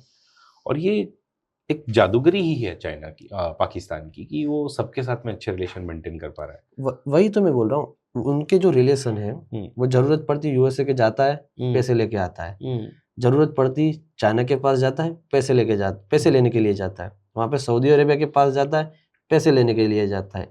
एक टर्म फेमस है कि इंटरनेशनल भिखारी है वो, और वो खुद की फॉरेन पॉलिसी इतनी अच्छी क्यों रख पा रहा है। इंडिया ऐसा कुछ नहीं क्यों कर रहा है कि हम भी कोई एक स्टैंड पे आ जाए, रसिया से अच्छी कर ले, चाइना से अच्छी कर ले, यूएसए, एक ही टाइम पे तो सबको एक लगता है। मैं मजाक में जब अपने स्टूडेंट्स को सिखाता हूँ उस समय मैं कहता हूँ कि वो बांग्लादेश का एक एक हीरो अलोम नाम का एक बंदा है, हाँ उसके जैसा है। तो वो हीरो अलोम कैसा बनाया कि वो एकदम ऐसे एकदम एकदम पिचकू सा उसका मुंह है, अजीब सा दिखता है, लेकिन उसके बाजू में ऐसे 3-4 लड़कियां हमेशा घूमी रहती है। तो ऐसा क्या है उसके अंदर में कि लड़कियों को वो घुमा रहा है और हैंडसम लड़कों को यहाँ पर गर्लफ्रेंड नहीं मिल रही है। ऐसे ही कुछ पाकिस्तान के साथ में भी है कि पाकिस्तान जो है वो यूएस और चाइना दोनों को साथ लेकर के चल रहा है। पाकिस्तान जो है वो ईरान को भी लेकर के साथ में चल रहा है और सऊदी अरेबिया के साथ में भी अच्छे रिलेशन रखे हुए हैं। ऐसा क्या है? तो मैं आपको बताता हूँ, पाकिस्तान का सभी फॉरेन कंट्रीज के साथ में या खास करके ये इतने इंपॉर्टेंट जो रिलेशंस है वो क्यों ढंग से मेंटेन कर पा रहा है, उसके पीछे एक सिस्टमैटिक रीजन है। और सिस्टमैटिक रीजन है उनके फॉरेन पॉलिसी के जो ऑफिसर्स है उसमें। मतलब क्या? मतलब हमारे यहाँ पर जो इंडियन फॉरेन सर्विसेज से ऑफिसर्स सिलेक्ट होकर के जाते हैं वो कैसे जाते हैं? तो वो लोग पहले यूपीएससी की एग्जाम देंगे। यूपीएससी की एग्जाम लगभग देते देते वो 30 साल के हो जाते हैं। इन्होंने कोई फॉरेन लैंग्वेज वगैरह सीखी नहीं है, उसके बाद में वो लोग सीखेंगे, उसके बाद में रिलेशन मेंटेन करना शुरू करेंगे। अब वो 30 साल तक as a Indian foreign service officer काम करते हैं।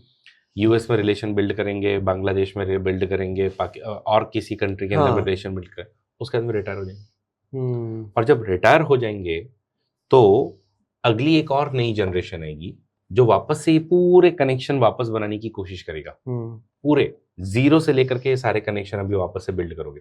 तो हर बार हमारे यहाँ पर क्या होता है, जीरो से कनेक्शन बिल्ड करने पड़ते हैं। तो वो एक चैलेंजिंग टास्क है। लेकिन पाकिस्तान में वही अगर आप देखो, पाकिस्तान के अंदर में पूरा एलिटिज्म चलता है। जो फॉरेन ऑफिसर आज बना हुआ है उसी के घर में से, उसी के बच्चों से ये जो एलिट लोग हैं वो लोग वापस से फॉरेन सर्विसेज में लोगों को डालते हैं। इनके इवन शादी के रिलेशंस बनाते हैं। फॉर एग्जांपल, एक आधे किसी फॉरेन ऑफिसर के बच्चे की शादी जो है वो आपने सऊदी अरेबिया के किसी घराने में करवा दी, यूएस में कहीं तो बड़े एकदम ओहदे पे आपने शादी वगैरह करवा दी। अब उससे क्या हुआ, यही लोगों को वापस आप जो है वो फॉरेन रिप्रेजेंटेटिव बनाओगे तो तुम्हारा घर से ही इनको मतलब जनरेशनल वो डिप्लोमेसी मिली हुई है। तो जनरेशनल डिप्लोमेसी से तुमने ऑलरेडी कॉन्टैक्ट बनाए हुए हैं। अब वो कॉन्टैक्ट को बस तुमको जाकर के बात करनी है कि भाई मुझे ये चाहिए। हम लोगों को ये सारे कॉन्टैक्ट जीरो से बिल्ड करने हैं। कल अगर आप ऑफिसर बनते हो आपको सब कुछ जीरो से बिल्ड करना है। लेकिन वही अगर पाकिस्तान को करना है तो वो जीरो से बिल्ड नहीं करेगा। वो ऑलरेडी जाता है, वो डायरेक्ट उसको बोलेगा अंकल अंकल अंकल ये मुझे काम चाहिए, अंकल वो मुझे चाहिए, उसका एक्सेस चाहिए। तो कहीं ना कहीं ये एक थोड़ा सा हम लोग ऐसा कह सकते हैं कि रिसोर्सेस मतलब भिखारी होने के बावजूद भी पाकिस्तान जो है वो फॉरेन पॉलिसी में तो भी अच्छा कर पा रहा है। इसीलिए आईएमएफ से लोन ले आता है, यूएस को बोलता है भाई मेरे यहाँ पे इन्वेस्ट कर दे, और चाइना को कोई दिक्कत नहीं है। सोचो, चाइना बोलता है हाँ ठीक है, उन लोग अपना अपना देख रहे हैं। सही है। तो ये यही तो बात है कि ये पूरी जो पाकिस्तान है वो आज नहीं तो कल कोलैप्स करने वाला है। तो इंडिया के पॉइंट ऑफ व्यू से पाकिस्तान इज अ गुड या इनस्टेबल आर गुड? देखो सीधी बात है कि अगर तुम भिखारियों से घिरे रहोगे ना, मैं सीधी बात बताता हूँ, आप जो है झोपड़पट्टी में अगर खुद का एक आलीशान मकान बनाओगे ना, तो झोपड़पट्टी में तुम्हारे आलीशान मकान में कभी ना कभी चोरी होगी, कभी आपके सामने झगड़े होंगे, कभी आजू बाजू में आपके मर्डर हमेशा होते रहेंगे, वो होते ही रहेगा। प्रॉस्पेरिटी धीरे धीरे पीस लाती है। तो हमें इनफैक्ट ज़्यादा से ज़्यादा क्या करना चाहिए, हमें ज़्यादा से ज़्यादा ट्रेड करना चाहिए, ज़्यादा से ज़्यादा इकोनॉमी को बढ़ावा देना चाहिए। और इवन हम चाहते हैं कि पाकिस्तान जो एक स्टेबल इकोनॉमी बने, क्योंकि भिखारी रहेंगे तो वो लोग यही है कि झोपड़पट्टी में जिस तरीके से एकदम झगड़े फसाद ये सब चलते रहते वो चलते ही रहेगा उनका। वो बॉम्ब फेंकेंगे अपने ऊपर, हम लोग वापस रिटर्न में फेंकेंगे तो अपना नुकसान है ना। अपने अगर पुणे पर या अहमदाबाद पर अगर आज बॉम्ब फेंक दिया जाए और उनके अगर किसी सिटी पर बॉम्ब फेंक दिया जाए, नुकसान किसका ज्यादा है? इंडिया का होगा ज्यादा। तो इसीलिए तो हम चाहते हैं कि भाई स्टेबल रहे। और इनफैक्ट हम तो इस संस्कृति के लोग हैं जो सबका ही हमेशा भला चाहता है। सर्वे संतु सुखिना सर्वे संतु निरामया। मतलब क्या कि सब लोग सुखी रहे, सब लोग एकदम आरोग्य उनका अच्छा रहे, निरोगी रहे। तो उस पर्सपेक्टिव से देखें तो एक economically stable Pakistan would be better, okay, ताकि उधर की आर्मी का कंट्रोल थोड़ा सा उनके ऊपर में कम रहे। मैं तो इनफैक्ट इसमें चाइना को कोट करना चाहूँगा, चाइना वाली पॉलिसी यूज़ करनी चाहिए। हम लोग क्या करते हैं बार बार ना, जब भी अपना कुछ झगड़ा व झमेला हो जाए ना, हम लोग पाकिस्तान के साथ में ट्रेड करना बंद कर देते हैं, जबकि हमको करना उल्टा चाहिए, इनसे ज़्यादा से ज़्यादा ट्रेड करो। क्यों? चाइना देखो आज क्या करता है, चाइना हमसे ट्रेड करता है, $100 बिलियन का सरप्लस कमाता है। अगर किसी को नहीं पता है $100 बिलियन कितने होते हैं, $100 बिलियन होते हैं 9.1 लाख करोड़, ऑलमोस्ट 10 लाख 9.1 लाख करोड़ कितना अमाउंट है? इसके देखिए इतना स्टेट तो वो हमसे नेट कमा करके सिर्फ इंडिया से कमा करके जा रहा है। तो वही पैसा यूज करके फिर उधर से ही तुम लोग जो है वो अपनी आर्मी को बिल्ड करो, अपने ही अगेंस्ट में ही सारे के सारे रिसोर्सेस लगाओ। सोचो, तो हमको दुश्मनी होने के बावजूद भी चाइना हमारे साथ में ट्रेड करके हमसे पैसा कमा के जा रहा है। हम लोगों ने भी ऐसे ही करना चाहिए पाकिस्तान के साथ में। बिल्कुल ये पॉलिसी होनी चाहिए कि हम लोग भी उनके साथ में बायलैटरल ट्रेड ज्यादा ज्यादा करें, उनके अगेंस्ट में ट्रेड सरप्लस ज्यादा ज्यादा जनरेट करे, उन्हीं का पैसा लेकर के फिर अपने भी बॉर्डर वाले जो एरियाज है और स्ट्रॉन्ग बनाओ ना। चाइना फिर बीच में आएगा ना, चाइना ये नहीं होने देगा। मुझे नहीं लगता कि चाइना कहाँ ना कहाँ एक प्रॉब्लम क्रिएट करेगा।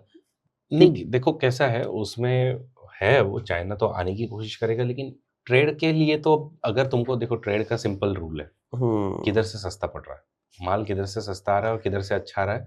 अगर वो इनके पास में, चाइना पाकिस्तान के पास में अगर सस्ते में इंडिया से आ रहे हैं तो लेंगे, लोग लेंगे, अपने आप लेंगे। अभी हम लोग क्यों चाइना के साथ में इतना ट्रेड कर रहे हैं? चाइना दुश्मन है ना, क्यों ट्रेड कर रहे हैं? माल सस्ता है। हर बार हम लोग भूल जाते हैं, और कोई बना ही नहीं पा रहा ना इतना सस्ता, कोई सस्ता बना नहीं पा रहा है, तो इसलिए हम लोग चाइना से ट्रेड कर रहे हैं। चाइना तो कभी कभार क्या करता है कि जो उसकी मार्केट प्राइस होती है वो भी इंडिया में आके कम में बेचता है, तो उसको हम लोग कहते हैं डंपिंग। हाँ, उसके लिए इकोनॉमी में बहुत अच्छा टर्म है डंपिंग। तो जानबूझ करके आप डंप कर दो कि भाई पहले जो है वहाँ के लोकल मार्केट को हम लोग डिस्ट्रॉय कर दें, उसके बाद में। तो इन्होंने टॉय इंडस्ट्री में यही तो किया था, इंडिया की टॉय इंडस्ट्री में। तो सस्ते सस्ते टॉय बना दिए, और पूरे वर्ल्ड के अंदर में एकदम, वो नहीं आज अभी भी हम लोग देखते हैं जो रास्ते पे बच्चों के लिए नहीं, वो सब लेकर के घूम रहे हैं, जो इवन काज करने के एकदम सस्ते सस्ते बना दो। अपने को जितने में पड़ा है उससे भी कम में बेचो। 100 रुपए मुझे घर में पड़ा है, लेकिन मैं आगे 50 रुपए में ही बेचूंगा। 50 रुपए में 1 साल 2 साल 3 साल 4 साल में सस्टेन करूंगा, लेकिन तब तक वहाँ की लोकल इकोनॉमी पूरी की पूरी डिस्ट्रॉय हो जाएगी। लोकल इकोनॉमी जब डिस्ट्रॉय हो जाएगी तब मैं उसको बराबर 100 रुपए में बेचूंगा। ओके, तो ये कर सकते हैं इंडिया भी। ये तो हम तो इंडिया को जब समझता है तो हम लोग एंटी डंपिंग ड्यूटी लगाते हैं। तो तुम लोग ये डंपिंग कर रहे हो जानबूझ करके, तो काउंटर वेलिंग ड्यूटीज होती है, एंटी डंपिंग ड्यूटी हम लोग लगाते ही है चाइना के अगेंस्ट में। सर पाकिस्तान पे तो हमने बहुत ज़्यादा बात कर ली, कंट्री वाइज आपने बहुत सारी कंट्री के नाम लिया, जैसे बांग्लादेश है, वियतनाम है, श्रीलंका, ये सब ने आपने नाम लिया। सर आपको कौन सी कंट्री ज़्यादा फैसिनेटिंग करती है? टू बी वेरी ऑनेस्ट, मैं अगर अभी बताऊं तो फिलहाल जो मुझे एक कंट्री बहुत ज़्यादा फैसिनेट कर रही है वो चाइना ही है। मतलब है अपना दुश्मन, फिर भी मुझे वो फैसिनेट इसलिए कर रहा है क्योंकि मैं चाहता हूँ कि उससे सीखें हम लोग। मैं आपको बताता हूँ चाइना के बारे में, अगर हम देखें तो नेपोलियन बोनापार्ट कह के गया था कि China is currently in the slumber and when it will wake up it will astonish the world.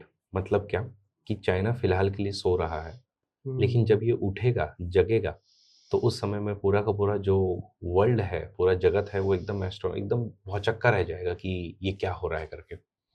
और चाइना के ऐसा ही कुछ अभी हम लोग फिलहाल में जो देख भी रहे हैं। अगर आप इकोनॉमिकली बोलो तो जस्ट इमेजिन यूएस के साथ में ईयर ऑन ईयर ट्रेड इनका 30% डाउन है। कितना? 30% डाउन। लेकिन 11 मंथ के अंदर में ही $1 ट्रिलियन का सरप्लस, नेट सरप्लस ट्रेड इन्होंने जनरेट किया है। मैं ये कह रहा हूं नेट इन्होंने पैसा कमाया है $1 ट्रिलियन का। बायलैटरल ट्रेड कितना किया होगा सोचो मत। मैं कह रहा हूँ $1 ट्रिलियन इन्होंने अपने पास में इस साल में कमा करके अपनी किटी में जमा किए हैं। नेट मतलब कितना बड़ा अमाउंट है। और इन्होंने, सीधी सी बात है, अब इनको समझ में गया भाई यूएस अपने साथ में इस तरीके से मस्ती कर रहा है, तो मैं मेरा मार्केट जो डाइवर्सिफाई करता हूँ। आज आप अगर यूरोप में तो, और दूरदृष्टा देखो, इनको पता था कि लिथियम जो है वो कल को एक बहुत बड़ा रिसोर्स बनेगा। ऑलरेडी साउथ अमेरिका में जाकर के बोलीविया वाला प्लेट्यू हो गया, पेरुविन जो रीजन है उसके अंदर में ऑलरेडी इन्वेस्टमेंट करके रखी हुई है। रेयर अर्थ जितने भी आज मिनरल्स है, मैग्नेट्स हैं जो हैवी मैग्नेट्स है उनको आज ये पूरी तरीके से कंट्रोल करता है। फिर इसी के अलावा अगर हम लोग देखें साउथ अफ्रीका, अफ्रीकन जितना भी रीजन है उसके अंदर में अपने कंट्रोल बना के रखे हैं। जितने भी पैसिफिक आइलैंड कंट्रीज हैं, सोलोमन आइलैंड्स की बात कर लो, बाकी सब आज हर कोई उसके इन्फ्लुएंस में बैठा हुआ है। तो डिप्लोमेटिकली, इकोनॉमिकली और अब तक जो है इसको एक कनेक्टिविटी का एक इशू हुआ करता था। खास करके अगर हम लोग बोले तो एक स्ट्रेट ऑफ मलक्का, तो इसको चोक पॉइंट कहते हैं हम लोग। स्ट्रेट ऑफ मलक्का पे अगर आपने ब्लॉक कर दिया तो चाइना के पास में एनर्जी जो है वो जा ही नहीं पाएगी और बाकी ट्रेड भी तुम मेजर कर नहीं पाओगे। लेकिन उसको भी ओवरकम करने के लिए इन्होंने भाई ने belt and road initiative launch किया है, जिससे सीधा वाया रोड अपना माल जो है वो जहां जहां आपको पहुंचाना है वहां पहुंचा सकता है और इवन खुद तक जो भी रॉ मटेरियल चाहिए या जो भी फिनिश प्रोडक्ट चाहिए वो खुद तक पहुंचा सकता है। मतलब एक अलग ही लेवल का चाइना का फिलहाल जो काम का चल रहा है, खुद की इंफ्रास्ट्रक्चर। अभी एक रीसेंट न्यूज अभी कल की ही मैंने पढ़ी है कि चाइना का सिर्फ जो हाई स्पीड रेलवे नेटवर्क है ना, उसकी जो टोटल कैपेसिटी अभी है वो तुम पूरे अर्थ का जो सरकमफरेंस है उससे, ठीक है, 1.25 टाइम्स ज्यादा है। सोचो, मतलब इतना तो उन्होंने सिर्फ अभी तक हम लोगों की, अगर इंडिया की बात करें तभी तक हम लोग अहमदाबाद से मुंबई का सबसे पहला हाई स्पीड रेलवे नेटवर्क हम लोग बनाने जा रहे हैं, जिसको हम बुलेट ट्रेन बोलते हैं। ये भी तो हम लोग पहला बना रहे हैं। कब अनाउंस हुआ था? 2014 में। हम लोग आज बैठे 2025 में, ऑलमोस्ट 11 खत्म हो रहा है। इनफैक्ट 2026 चालू हो रहा है। इसमें 2026 में सोचो हमारे पास में अभी तक वो पूरा, मतलब 11 साल में हम लोग नहीं बना पाए और उन लोग जो है वो इतना बड़ा अपना हाई स्पीड रेलवे नेटवर्क बना चुके हैं। जस्ट इमेजिन करो क्या लेवल पे, क्या स्केल पे काम चल रहा है। तो मुझे ये कहना है कि अपने दुश्मन से ये सीखने की आवश्यकता है।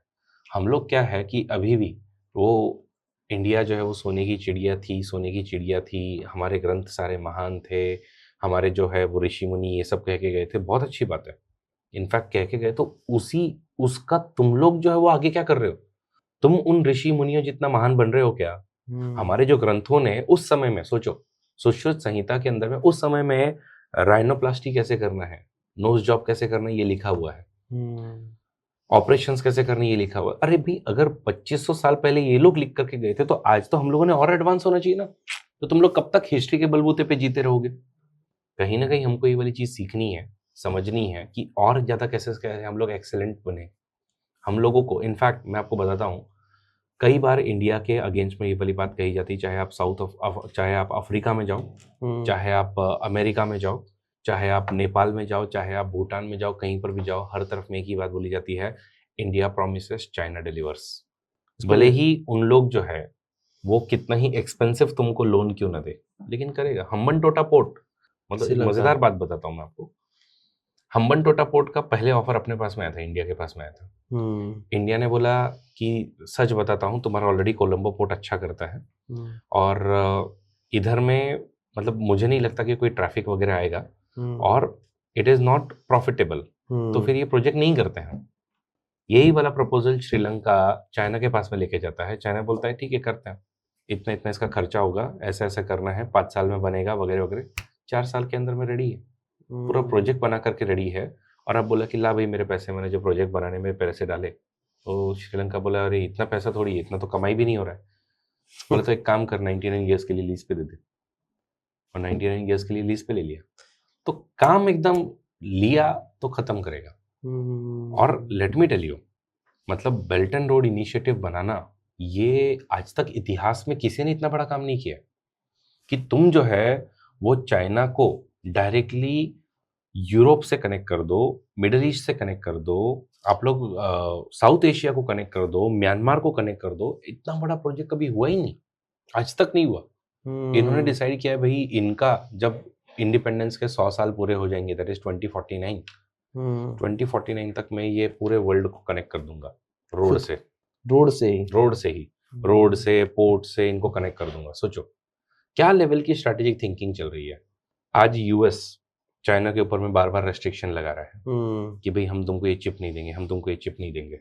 एक मजेदार बात बताता हूँ, आज वर्ल्ड की वन ऑफ द सबसे most advance chip making company जो है, उसकी जो मशीन बनाती है वो नेदरलैंड्स में है, ये वाली कंपनी, ठीक है। तो ये वाली कंपनी जो है उसके इनको पार्ट्स चाहिए थे, मतलब इनको पता करना था कि वो बनाती कैसे है वो वाली। तो इन लोग भी इतने छोटे छोटे सेमीकंडक्टर्स अभी तक नहीं बना पा रहे। मोस्ट एडवांस चिप बनाने के लिए ये जो कंपनी है इस तक पहुंचना है। अब इस तक पहुंचे कैसे? तो इस तक पहुंचने के लिए इसने अपने चाइनीज स्टूडेंट्स को भेज करके भेजा कि तुम जाओ इन्फिल्ट्रेट करो। उसके बाद में इन्फिल्ट्रेट करके उन लोग बंदे जो वो सीखे हैं और वापस से चाइना के अंदर में आए हैं और one of the most advance chip बनाएंगे। आज नहीं, एक 2-3 साल के अंदर में आप देखना कि डेफिनेटली इन्होंने, आज भले ही एनवीडिया की चिप्स इनको रोक करके रखी हुई है, लेकिन 2-3 साल के अंदर में इन लोग उसको भी क्रैक कर देंगे। देख तो रहे हैं, सारी जगह पर क्रैक कर रहे हैं, सोशल मीडिया पर क्रैक कर रहे हैं, एआई में क्रैक कर रहे हैं।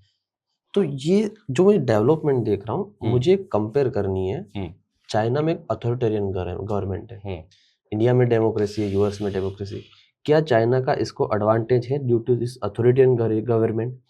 एज आप पॉलिटिकल साइंस के प्रोफेसर हो, तो मैं जनरली सोच रहा हूँ कि जब कोई अथॉरिटेरियन गवर्नमेंट इतना कुछ कर सकती है, तो डेमोक्रेसी गवर्नमेंट क्यों नहीं इतनी सोच रही? क्योंकि हम इंडिया का अभी तक एक सोशल मीडिया प्लेटफॉर्म नहीं बना पा रहे, एआई पे इतना ज्यादा रिसर्च नहीं कर पा रहे।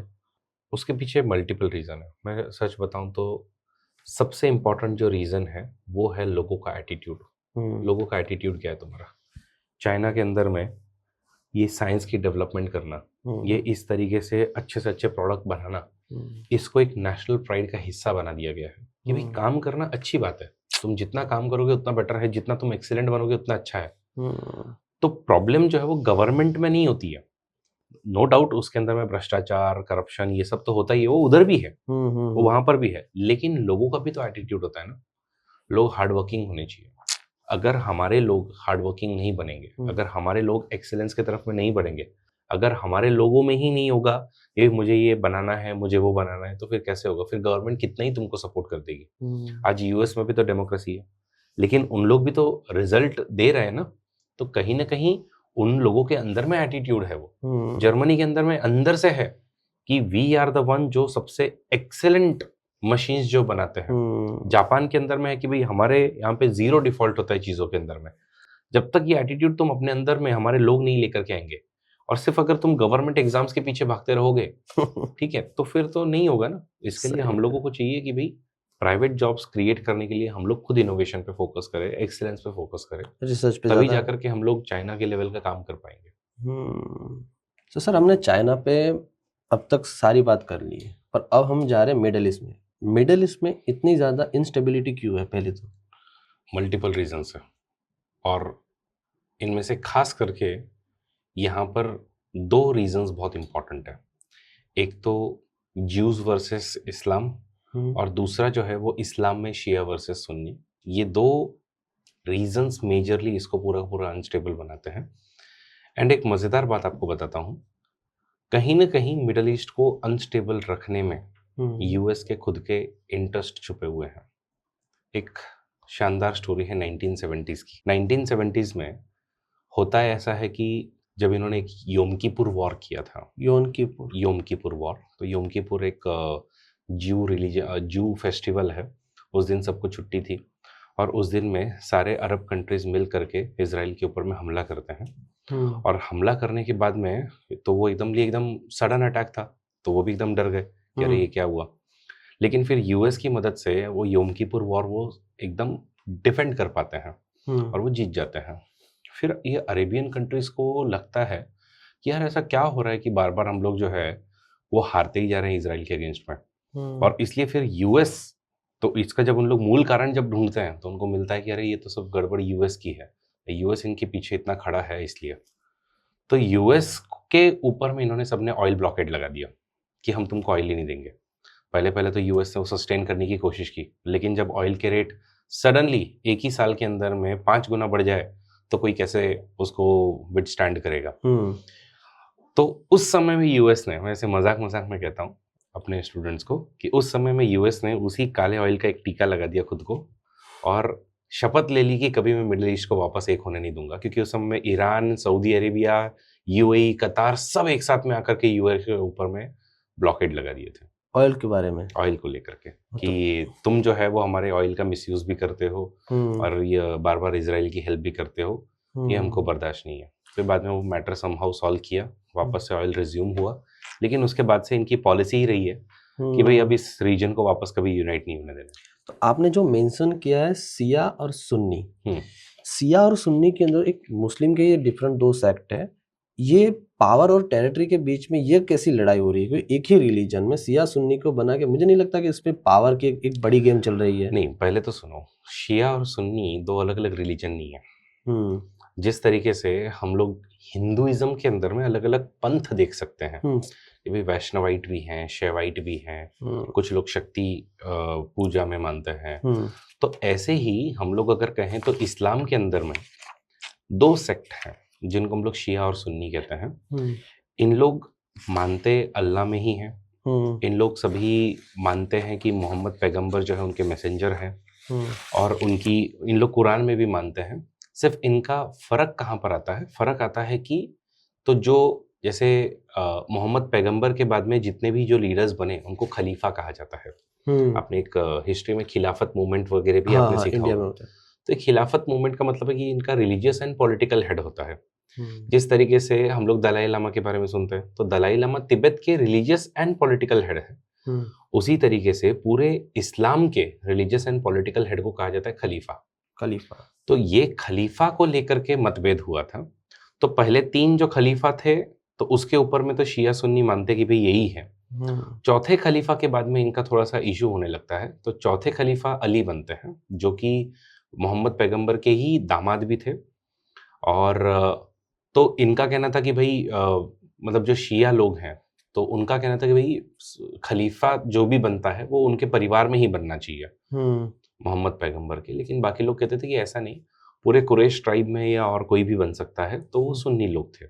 और उसके बाद में फिर इसके बाद में फिर इसको लेकर के इशू होते हैं। फिर अली के जो बच्चे थे हुसैन, उनको मार दिया जाता है। तो वहां से फिर इनके बीच में एक बहुत तनाव बन जाता है। तो आज अगर वर्ल्ड में हम देखें तो 90% लोग सुन्नी हैं और 10% लोग हार्डली शिया होंगे। मेजरली ये लोग आपको मिलेंगे ईरान में, शिया की बात कर रहा हूँ। ईरान हो गया, फिर अच्छे खासे लोग इराक में भी हैं, थोड़े बहुत सीरिया में भी हैं। फिर इधर हम लोग अगर येमेन में आए तो येमेन में आप लोग हौथी रेबल के बारे में सुनते होंगे। हाँ। ये हौथी रेबल भी अगेन शिया ही है। इनफैक्ट मज़ेदार बात है कि इंडिया में भी जो कारगिल है और ऊपर में गिलगिट बल्तिस्तान है, तो गिलगिट बल्तिस्तान आज फिलहाल अपना पार्ट है, लेकिन आज अपने पास नहीं है। तो गिलगिट बल्तिस्तान के अंदर में भी बहुत सारे लोग जो वो शिया है। तो शिया है, तो इनका मानना है कि भाई वो मतलब इन्होंने अली को मानना शुरू किया और उधर से फिर इनके ऊपर में जो अत्याचार वगैरह हुए और फिर इन्होंने अपना अलग ही कल्चर से एक बना लिया। और सुन्नी लोग जो हैं वो सारे के सारे फिर 90% लोग हैं, सऊदी अरेबिया मेनली है। इनफैक्ट इन्हीं का एक प्रॉक्सी वॉर भी चलता है अंदर ही अंदर में। तो अगर अभी हम देखें तो सऊदी अरेबिया जो है वो सुन्नी वर्ल्ड को लीड करता है और ईरान जो है वो शिया वर्ल्ड को लीड करता है। और ये दोनों भी कहते हैं कि भाई हम लोग मुस्लिम लोगों के हिमायती हैं। और इन लोग जो है ये दोनों भी कहने की कोशिश करते हैं कि हम लोग इजराइल को खत्म करके दिखाएंगे। तो ईरान और इजराइल की दुश्मनी ऐसी, सऊदी अरेबिया और इनकी दुश्मनी ऐसी। तो सऊदी अरेबिया फिलहाल तो मुझे लगता है इजराइल के लेकर थोड़ा न्यूट्रल स्टांस पे है। तो एक अब्राहम अकॉर्ड हुआ था। और एक मजेदार आपको बात बताता हूँ, क्या आपको पता है कि ज्यू, क्रिश्चियंस और इस्लाम ये तीनों रिलीजन कनेक्टेड है। ये तीनों रिलीजन्स को मिला करके अब्राहमिक रिलीजन कहा जाता है। तो होता क्या है कि अब्राहम के बाद में इनके अलग अलग पैगंबर आते रहते हैं। तो अब्राहम के बाद में जिनमें ज्यूज बहुत ज्यादा मानते हैं वो है मोजेस। तो मोजेस में वो बहुत ज्यादा मानते हैं। फिर उनकी बुक है तूरा है और इन्होंने ओल्ड टेस्टामेंट लिखी थी। और उसमें जाते जाते एक वर्ड लिखा था, एक सेंटेंस लिखा था कि भाई एक और ऐसा ही पैगंबर आएगा। क्रिश्चियंस कहते हैं वो पैगंबर जीसस क्राइस्ट है। ओके। तो अगर हम ऐसा देखें तो जीसस क्राइस्ट खुद कौन है?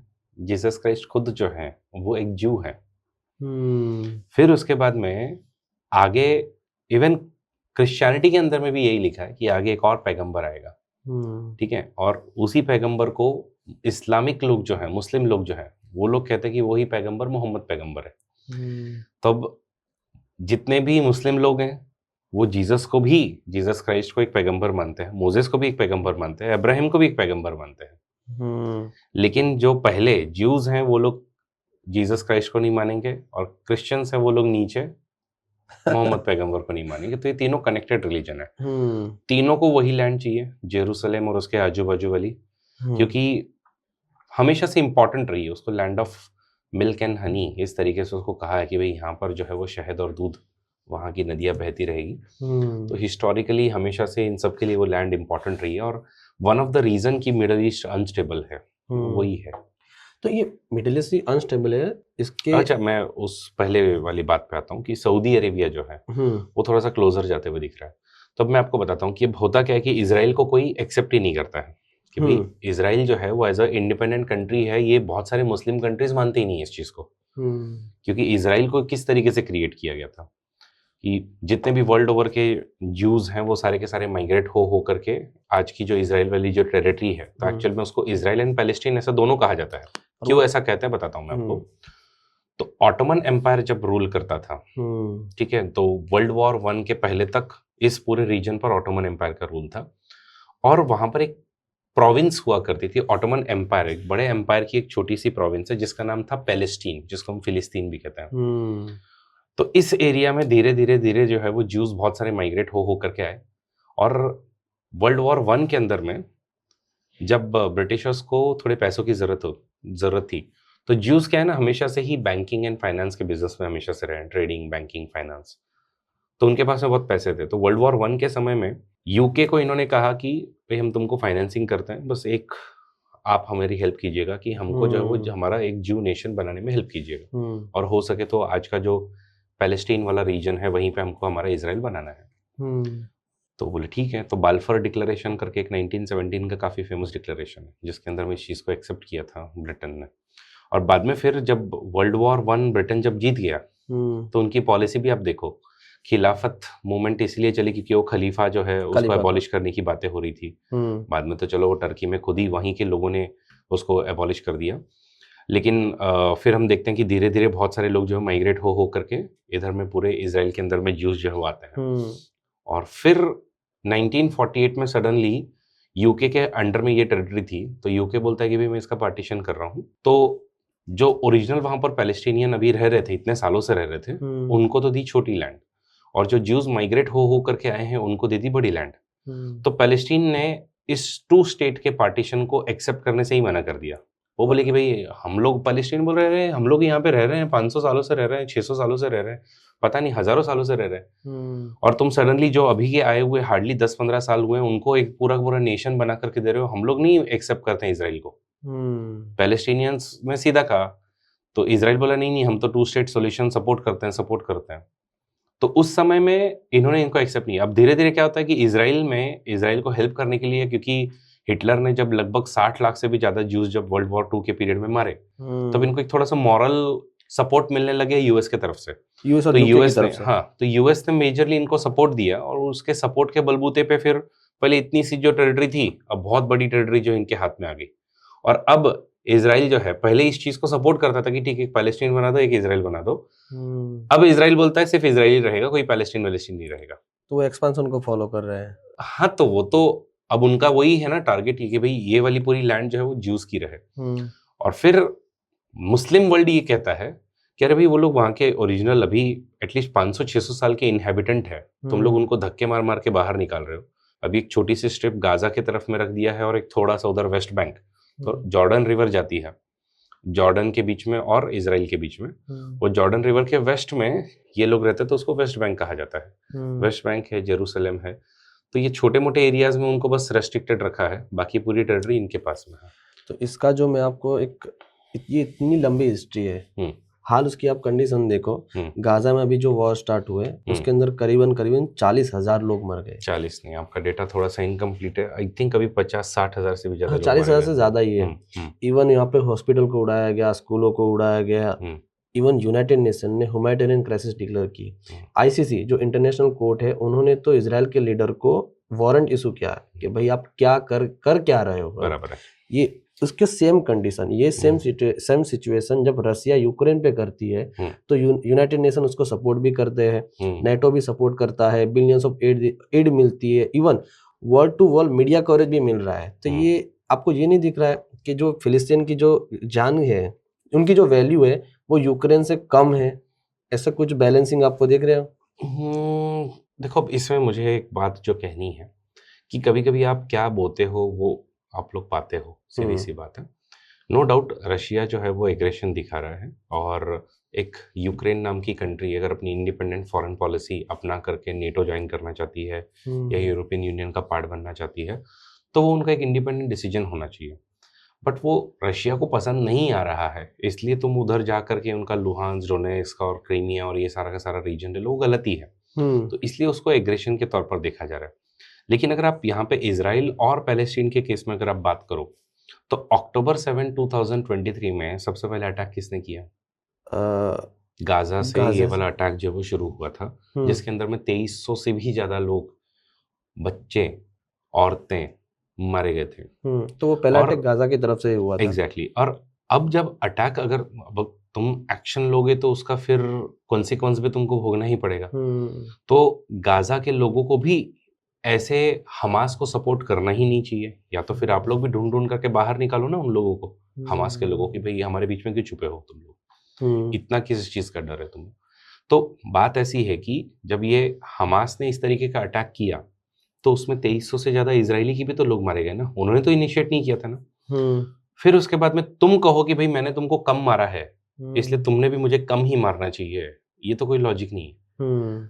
तुमने मुझे मारा है, उसके बाद में आगे क्या होगा अब वो तुमको पहले ही सोच लेना चाहिए था। जब तुमने तो इसको कहा जाता है deterrence by punishment. International relations में एक बहुत अच्छा कंसेप्ट है, कहा जाता है डिटरेंस बाय पनिशमेंट, कि अगली बार कभी तुम ऐसा कर ही नहीं पाओ। और एक मजेदार बात आपको और बताता हूँ, अक्टूबर 7, 2023 के अटैक के पीछे भी एक रीजन है, जैसे हमास का। बताता हूँ हुआ क्या था, कि मैंने आपको बताया कि अब तक ये इजराइल जो है इसको कोई रिकॉग्नाइज नहीं कर रहा था, खास करके इस्लामिक वर्ल्ड के अंदर में। लेकिन 1970s में इजिप्ट का सिनाई पेनिनसुला जो है वो इजराइल के हाथ में आ गया था, झगड़ते झगड़ते। तो सिनाई पेनिनसुला वापस पाने के लिए इजिप्ट ने इजराइल को रिकॉग्नाइज कर दिया। वो बोले भाई मेरा क्या फायदा, वो बोलता है I will be the first Islamic country to recognise Israel. तो कितनी बड़ी तुम्हारे लिए अचीवमेंट है, इसलिए फिर इन्होंने सिनाई पेनिनसुला वापस दे दिया और इन्होंने इजराइल को रिकॉग्नाइज कर दिया। Same goes for Jordan also, Jordan ने भी इजराइल को रिकॉग्नाइज कर दिया। बाकी मुस्लिम वर्ल्ड में कोई रिकॉग्नाइज ही नहीं कर रहा था इजराइल को एज एन इंडिपेंडेंट नेशन। अभी अब्राहम अकॉर्ड हुआ था 2020 के अंदर में, जो कि ट्रंप ने ही करवाया था। इस अब्राहम अकॉर्ड के अंदर में बेसिकली तो बहरीन और यूएई ये लोग जो है वो रिकॉग्नाइज करते हैं इजराइल को, ठीक है। तो इन लोगों ने भी रिकॉग्नाइज कर दिया। अब सडनली इनको डर लगने, क्योंकि यूएई अगर आ गया, यूएई ने इजराइल को रिकॉग्नाइज कर दिया, तो अब अगला कौन बचा? यूएई के बाद में सबसे बड़ा नेशन है सऊदी अरेबिया। और सऊदी अरेबिया ने जिस दिन इजराइल को रिकॉग्नाइज कर दिया, उस दिन पैलेस्टीनियन का कॉज खत्म। गाजा को ये डर था, गाजा के लोगों में से हमास को ये डर था कि अगर कल को इन्होंने रिकॉग्नाइज कर दिया फिर तो हमारा गेम ओवर हो जाएगा, फिर हमको कभी हमारा नेशन जो हमको चाहिए वो तो मिल ही नहीं पाएगा, पैलेस्टीन नाम का। इसलिए इन्होंने अटैक किया। अब इन्होंने अटैक किया तो ये तो बोले भाई मैं तुमको भी, मतलब मैं गाजा को खंडहर बना दूंगा। वही चल रहा है फिर। मतलब मैं जस्टिफाई नहीं कर रहा हूँ इन चीजों को, क्योंकि उसमें जाने हमेशा बेगुनाहों की ही जाती है, लेकिन इसके पीछे सारे जो रीजंस है वो ये है। तो ये फिलहाल तो मुझे क्या लग रहा है कि एक प्ले ग्राउंड है, वहाँ पे बड़े से बड़े प्लेयर एक्टिव है, जैसे यूएसए है, रसिया है, चाइना है। चाइना को किस बात का यहाँ पे एडवांटेज है, तो वो किसको सपोर्ट कर रहा है वो फिलहाल? इसमें चाइना का जो है वो बस अपना स्ट्रेटेजिक वॉच वाली पॉलिसी। देखो चाइना बहुत स्मार्ट है, मैं हमेशा कहता हूँ, मैंने आपको कहा भी, इसके पहले भी कहा कि मुझे अगर एक कोई कंट्री अगर फैसिनेट करती है तो वो है चाइना। और वो इसलिए है कि चाइना बोल रही भी तुम लोग तुम्हारा झगड़ो, तुम लोग तुम्हारा मरो, मुझे मेरा बस धंधा करना है, पैसा कमाना है, और मुझे कुछ फर्क पर नहीं पड़ता इन सब में। मुझे कोई गाजा और पैलेस्टीन, गाजा और इजराइल का वॉर मुझे कोई रुकवाने में इंटरेस्ट नहीं है। देखो भाई ग्लोबल लीडर, तुमको लीडर बनना है तुम बनो, इसको लीडर बनना है तुम बनो, भाई हम तो न्यूट्रल है, हमारा बस माल ले लो। तो उनको बस उसी से फर्क पड़ता है। एंड कहीं ना कहीं वो राइट स्ट्रैटेजी है उन लोगों की कि भाई अपना बस, देखो सीधी सी बात है, चाहे यहाँ का वर्ल्ड हो या इंटरनेशनल रिलेशंस का वर्ल्ड हो, पैसा बोलता है। आज किसकी सुनी जा रही है? जिसके पास पैसा है। अभी किसी भी पॉडकास्ट में आप देख लो, एक कोई पैसा वाला आकर के पॉडकास्ट कर रहा है, उसके व्यूज सडनली बढ़ जाएंगे। तो पैसा बोलता है, चाइना का स्ट्रेटेजी सिंपल है भाई, हमको पैसा चाहिए और कुछ नहीं। सर पैसे से तो मुझे डायरेक्ट याद आ रहा है कि हमने देख रहे हैं कि अभी यूक्रेन के 3 साल ऑलमोस्ट खत्म होने वाले, तीसरे साल में हम ऑलमोस्ट एंटर हो गए हैं। यूरोप ने 100 बिलियन प्लस एड दी हुई है, मैसिव सैंक्शंस लगाए रसिया के। आपको नहीं लग रहा है कि यूरोप ने एक गलती की है? क्योंकि मेरी एक सोच है कि यूरोप की 30 से ज़्यादा% एनर्जी कौन दे रहा था? रसिया दे रहा था। यूएसए के बहकाव में आके खुद के पैर पे फुट पे ना खुद के फुट पे शूट कर दिया, नहीं लग रहा है आपको? क्योंकि इसकी एग्जिट स्ट्रेटेजी यूरोप के पास है ही नहीं है। अभी तो पुतिन ने तो डायरेक्ट मना ही कर दिया कि मुझे तो अब तो टॉक करनी ही नहीं है। तो क्या लग रहा है ये वॉर खत्म कब होगी? मोस्टली अगर मैं सच बताऊं तो इसमें शायद से, अगर मेरा मानना अगर सही है, तो यूक्रेन को थोड़ी सी अपनी टेरिटरी छोड़नी पड़ेगी। और कभी कभी ना, मतलब ऐसा है कि एक बुली है, मतलब इस केस में सच में रशिया एक बुली है, बुली की तरह ही एक्ट कर रहा है। वो नहीं चाहता है कि तुम जो है वो, मतलब ऐसी वाली बात है कि तुम्हारी कोई पड़ोसन है, तुम नहीं चाहते कि वो पड़ोसन जो है वो किसी और के साथ में घूमे। ओके, इसलिए तुम जो है वो बोल रहे हो कि नहीं तुम इधर ही रुको, तुम्हारे ऊपर में रेस्ट्रिक्शन भी लगा रहे। कल को आज इसकी बेटी पे रेस्ट्रिक्शन लगाए, और किसी की बेटी पे रेस्ट्रिक्शन लगाएंगे, और किसी के अभी तक स्वीडन और फिनलैंड जैसे कंट्रीज, स्कैंडिनेवियन कंट्रीज हैं, इन लोगों को वॉर से कोई लेना देना नहीं। सोचो इन लोग बोल रहे हैं हमको नेटो ज्वाइन करना है। तो ये रशिया का बुलिंग नेचर ही है। ठीक है, तुम बस रीजन ढूंढ रहे हो कि यहाँ पे ह्यूमन राइट के वायलेशंस हो रहे हैं, नाजी टाइप गवर्नमेंट यहाँ के लोगों के ऊपर में अत्याचार कर रही है वगैरह वगैरह। बट अगर यूक्रेन को ज्वाइन करना है नेटो या ईयू तो उनको करने देना चाहिए। लेकिन एक फेमस कोट है, मुझे एग्जैक्ट याद नहीं है कि किसका है। उसने बोला था कि अगर किसी को भी रसिया में जाना है तो यूक्रेन वो गेट है, तो एक एंट्री गेट है। अगर वो गेट किसी ने भी पार किया तो वो रसिया में सीधा घुस सकता है। तो वो मुझे भी ऐसा लगता है कि जो नेटो ने अपनी खुद की एक एक्सपांशन पॉलिसी बनाई, जो 99 के अराउंड उसने वादा किया था कि हम अभी अब एक्सपांस नहीं करेंगे, ये कहानी दिख रहा है कि रसिया के साथ गद्दारी हुई है। मतलब इस सेंस में देखें तो पहली बात तो नेटो का इस तरीके से पूरा एग्जिस्टेंस ही गलत है। क्योंकि देखो नेटो किस लिए आया था एग्जिस्टेंस के अंदर में, जब कोल्ड वॉर चल रहा था यूएसएसआर और यूएसए के बीच में। अब जब यूएसएसआर कोलैप्स हो गया है, बचा है सिर्फ रशिया, और रशिया अगर बचा हुआ है तो फिर अब नेटो, और जो इन्होंने भी वादा किया था कि आप लोग वॉर्सो को खत्म करो, हम लोग भी नेटो खत्म करते हैं, तो इन्होंने नेटो खत्म ही नहीं किया। नेटो खत्म नहीं किया। पहले तो जो ईस्टर्न कंट्रीज थे जो यूएसएसआर के इन्फ्लुएंस पे थे उसमें गए, और अब तो जो फॉर्मर यूएसएसआर के जो कंट्रीज है उस पर भी जा चुके हैं। लत्विया, लिथुनिया, एस्टोनिया, ये सब लोग जो है वो पहले यूएसएसआर के पार्ट थे, लेकिन अब नेटो के मेंबर्स हैं। तो मतलब नेटो को तो खत्म हो ही जाना चाहिए था, और मतलब बिना फालतू क्यों इनसिक्योरिटी वगैरह पैदा करनी है। और यही अभी हम लोग अगर रिसेंटली जो नेशनल सिक्योरिटी स्ट्रैटेजी जो ट्रम्प एडमिनिस्ट्रेशन ने रिलीज की है, उसमें क्लियरली लिखा हुआ है कि हम लोग ईस्टवर्ड नेटो का एक्सपेंशन अभी बंद करेंगे। और हम लोग क्यों लोगों के झगड़े जो है वो सॉल्व करने में अपना पैसा और एनर्जी दोनों बर्बाद करते बैठे, क्योंकि आफ्टर ऑल इसमें मेजर पैसा तो यूएस का ही लगता है ना। नेटो की सारी सिक्योरिटी, अभी तुम्हारी सिक्योरिटी की रिस्पॉन्सिबिलिटी लो, ऐसा खुद डायरेक्ट ट्रम्प ने बोल ही दिया। भाई मैं कब तक तुमको आ करके बचाते रहूंगा। अभी गया वो दिन, अभी यूएसएसआर भी कोलैप्स होकर के जा चुका है। अभी क्या तुम लोगों को मेरी जरूरत है? तो अभी इस वाले स्ट्रैटेजी में डायरेक्ट उन्होंने मोनरो डॉक्ट्रिन की बात की है। सर मोनरो डॉक्ट्रिन क्या है जो आपने अभी मेंशन किया है? मोनरो डॉक्ट्रिन जो है, यूएसए के एक प्रेसिडेंट थे मोनरो, उनकी एक सिंपल सी फिलोसॉफी थी कि भाई हम लोग जो है वर्ल्ड के झगड़ों में झमेलों में नहीं फंसेंगे। ईयू जो है या यूरोप वाला जो पार्ट है वो हमेशा झगड़ते ही रहता है, उनके झगड़ों से दूर रहो, अपने ऊपर में ध्यान दो, अपने चीज पे फोकस करो, अपनी डेवलपमेंट पे, अपनी इकोनॉमी पर। और खास करके ये ध्यान रखना है कि मेरे आजू बाजू के जितने भी नेशंस हैं, ठीक है, मेरे जो बैकयार्ड में जो भी लोग हैं, बस उधर में इन लोगों का झगड़ा ना आए, मेरे देश में झगड़ा ना आए, और इधर मेरा बस हेजेमनी रहे। बाकी मुझे वर्ल्ड में कहाँ क्या चल रहा है मुझे कोई फर्क नहीं पड़ता है। कंबोडिया और वियतनाम लड़ रहे हैं, कंबोडिया और थाईलैंड लड़ रहे हैं, तुम लड़ो मरो, तुमको जो करना है करो, मैं बस मेरे इधर ध्यान दूंगा। यूरोप के ऊपर में रशिया अगर आक्रमण कर रहा है तो यूरोप खुद यूनाइट हो और बचाए यार, मैं बार बार क्यों तुमको बचाने के लिए आते बैठूं? और इसमें मेरा ही पैसा वेस्ट हो रहा है, मेरी एनर्जी वेस्ट हो रही है, मेरे सारे के सारे। अभी ट्रम्प का यही कहना है, ट्रम्प बोल रहा है भाई मेरे सारे इंडस्ट्रीज ही गायब हो गए, मैंने सारी इंडस्ट्रीज चाइना को दे दी है, मैंने सारी इंडस्ट्रीज यूरोप को दे दी है, मेरे पास में इंडस्ट्री कहाँ बची है? और उनको डर है कि उनके साथ वो ना हो जाए जो एक समय में स्पेन के साथ हुआ था। स्पेन में? यस। तो स्पेन में क्या हुआ था अगेन स्पेन एक समय में ग्लोबल हेजेमन हुआ करता था। हेजेमनी जो है या लीडरशिप जो है वो हमेशा चेंज होते रहती है, उसकी एक साइकिल होती है।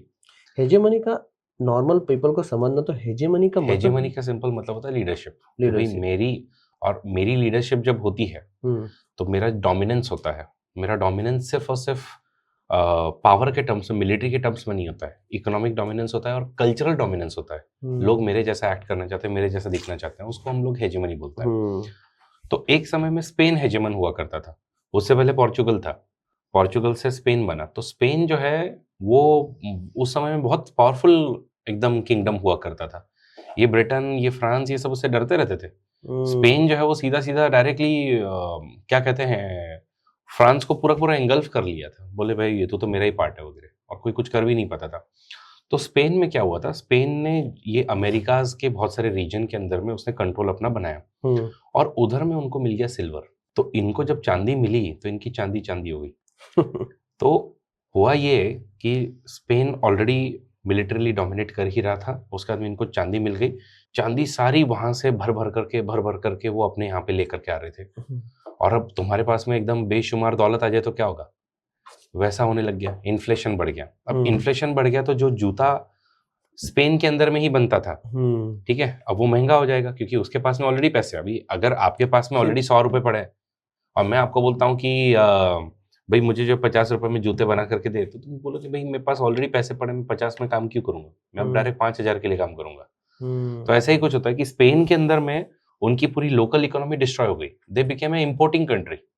सो they had money but they were only importing. तो हो क्या रहा था, अभी सारा तुम अमेरिका से चांदी खोद करके स्पेन में लेके आओ, और स्पेन फिर सारे यूरोप में बांट रहा है। तुम जर्मनी से इंपोर्ट कर रहे हो, तुम यूके से इंपोर्ट कर रहे हो, तुम फ्रांस से इंपोर्ट कर रहे हो, तुम और रीजन से इंपोर्ट कर रहे हो। तो you became a importing nation and this went on for 50-60 years. और एक 100 साल तक अगर ऐसा सब चला तो तुम क्या कैसे बनाना है वही भूल जाओगे ना। अब तुम्हारे लोगों को थोड़ी आएगा, अगर तुम्हारे लोगों को आराम करने की आदत है तो तुमको थोड़ी खाना बनाना आएगा, तुमको थोड़ी ना चप्पल बनाना आएगा, जूता बनाना आएगा, इंडस्ट्रीज लगानी आएगी। भूल गए इन लोग। फिर क्या, फिर स्पेन जो है बाद में वो स्पेनिश आर्मडा हुआ, उसके बाद में फिर वो हार गए, हारने के बाद में सब खत्म। फिर उसके बाद में लीडरशिप अलग अलग नेशन के पास में जाते रहते। तो यूएस को डर है भाई उनके साथ भी ऐसा ना हो जाए, कि ये कर्ज ना हो जाए कि तुमको जो है वो, अगर आज डॉलर जो है वो ग्लोबल करेंसी है, यूएस जितना चाहे उतना डॉलर छाप सकता है, लेकिन बात वही है कि डॉलर की अगर वैल्यू है तो तुम इंपोर्टिंग नेशन बन जाओगे। अगर तुम बेच ही नहीं पाओगे माल तो तुम्हारे लोग ही भूल जाएंगे फिर। और वही हो रहा है ना आज यूएस में। बन क्या रहा है आज यूएस में, कुछ भी नहीं बन रहा है। सॉफ्टवेयर के अलावा यूएस जो है वो मैन्युफैक्चरिंग में कुछ भी नहीं बनाता है। कोई ऐसी मैन्युफैक्चरिंग चीज नहीं है जो यूएस बना रहा है। मैन्युफैक्चरिंग हब तो अभी पूरा चाइना ही शिफ्ट हो गया, पूरा चाइना शिफ्ट हो गया है, यूरोप शिफ्ट हो गया है, इंडिया में है, यहीं से लोग वो इंपोर्टिंग नेशन बन गया ना। तो ट्रम्प को चाहिए कि भाई ये वाला हम लोग खत्म करें।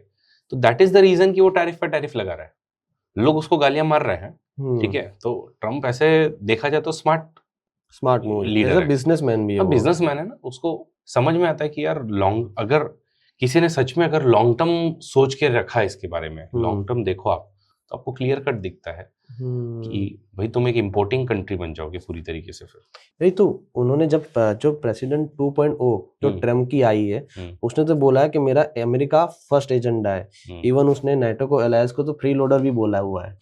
इवन तो यूक्रेन का उसने जो सपोर्ट किया, हमें कट करने की भी उनको धमकी दे दी है कि भाई मैं अब और सपोर्ट नहीं करूंगा। इवन यूक्रेन का प्रेसिडेंट को बुलाता है, अपनी ऑफिस में बुलाता है और जलील कर रहा है कि भाई तू क्या कर रहा है, बंद कर। सीधी सी बात है। थोड़ा सा ड्रामेटिक है वो बंदा। तो वो जो उसकी पॉलिसी है, अब उसकी पॉलिसी को आप इंडिया के कॉन्सेप्ट में देखो, वो इंडिया को अभी पसंद नहीं कर रहा है, पाकिस्तान को पसंद कर रहा है। ये बैलेंस क्या कर रहा है? मतलब मैं आपको अगेन बताता हूँ, Modi ji is a very smart administrator, let me tell you. अब कभी कभी ये सब चीजें आपके कंट्रोल में नहीं है, मतलब आप कैसे बिहेव करोगे ये आपके ऊपर है, लेकिन अगला वाला कैसे बिहेव करेगा अपने को पता ही नहीं है। अभी ट्रम्प बोल रहा है भाई रशिया से तुम लोग ऑयल इंपोर्ट कर रहे हो, इसलिए हम तुम्हारे ऊपर में टैरिफ लगा रहे हैं, इसलिए उसने फिर हमारे ऊपर में 25% और एक्स्ट्रा टैरिफ लगा दिया, जिससे अपना अच्छा खासा लाखों करोड़ों का नुकसान हो रहा है। फिर बोलते है इंडिया जो है वो एकदम वर्स इकोनॉमी है, डूबती हुई इकोनॉमी है। Russia and India they can both sink together, हाँ सिंक टुगेदर, दोनों एक साथ डूब जाओ वगैरह वगैरह, ऐसी बातें करते हैं। तो ये ना बहुत अनप्रेडिक्टेबल आदमी है, मतलब एटलीस्ट फर्स्ट टर्म में इतना अनप्रेडिक्टेबल नहीं था ये। अभी के टर्म में ये जब जीत गया, इसको पता है कि भाई ये मेरा सेकंड टर्म है, इसके बाद में मुझे वापस आना नहीं है, मैं हो हल्ला करके चले जाता हूँ। तो अभी मोदी जी को ये वाली बात बहुत अच्छे से पता है, इसलिए अभी जब आसियान के अंदर में जब मीटिंग होने वाली थी, पर्सन टू पर्सन, आसियान हमेशा हर साल में समिट वगैरह ऑर्गेनाइज करते रहता है। उस समिट के अंदर में मोदी जी ने बोला मैं तो वर्चुअली ही मीटिंग करने वाला हूँ, मैं वहाँ पे नहीं आ रहा, हमारे दिवाली सेलिब्रेशन वगैरह जो है चल रहे हैं थोड़े से, दिवाली के बाद में ये मीटिंग थी। फिर भी बोला भाई वो दिवाली और हमारा बाकी का चल रहा है, क्योंकि तुम जाओ और वो जेलेंस्की जैसे अगर अपने को जलील कर दे तो कितना बुरा है फिर। तो इससे बेटर, और इवन जेलेंस्की क्या मतलब बाकी लोगों के साथ में भी, ब्राजील के जो प्रेसिडेंट है उनके साथ झगड़ रहा है, वेनेजुएला के प्रेसिडेंट के साथ झगड़ रहा है, साउथ अफ्रीका है उसके प्रेसिडेंट के साथ झगड़, फिर मैक्रोन को कभी कुछ बोलता है, यूके के पॉलिटिक्स में कभी कुछ बोलता है। तो इससे बेटर है कि भाई दूरी बनाए रखे, शांति रखे। और फिर हमने भी एकदम मस्त गेम खेला, बुलाया हमने पुतिन को, आओ तुम्हारा एकदम स्वागत करते हैं। पुतिन का अच्छा स्वागत किया तो अब इनकी जल रही है। तो ये देखने की बात ये है कि इंडिया यूएसए के साथ कैट्सा कर रहा है। यूएसए के साथ तो CAATSA is an act countering American adversaries through sanctions act, ठीक है, जिसको हम लोग कहते हैं कि भाई यूएस के ही लॉ मेकर्स हैं, उन्होंने उनके प्रेसिडेंट को ये पावर दी है कि जो भी अमेरिका के एडवर्सरीज हैं, उनके एनिमीज हैं, उनके साथ में अगर कोई दूसरी कंट्री ट्रेड कर रही है तो उसके ऊपर में हम लोग सैंक्शंस लगा सके, उनके पैसे हम लोग रोक सके, ऐसा एक एक्ट बना है कैट्सा। अब ये कैट्सा एक्ट इन लोग खास करके रशिया और ईरान के कंटेक्स्ट में हमारे ऊपर में लगाते हैं। हम लोग ईरानियन ऑयल हम लोग ले रहे थे, यूएस वाले बोलते हैं कि भाई हम तुम्हारे ऊपर में कैट्सा लगा देंगे, इसलिए फिर अपने को ईरान से ऑयल इंपोर्ट जो जीरो करना पड़ा। सोचो, थर्ड लार्जेस्ट एक्सपोर्टर था ऑयल का ईरान टू अस इंडिया, ठीक है, वो अपने को जीरो करना पड़ा।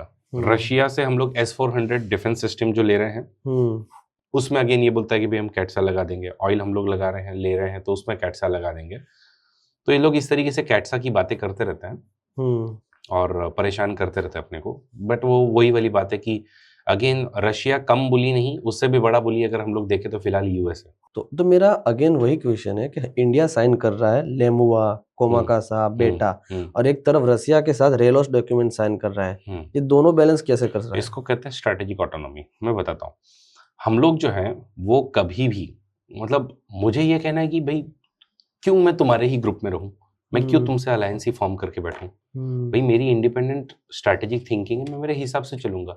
तुमको चाहिए भाई हम तुम्हारी जो है वो पीछे एकदम दुम हिलाते घूमे, तो हम लोग कोई दुम हिलाते घूमने वाले नहीं है।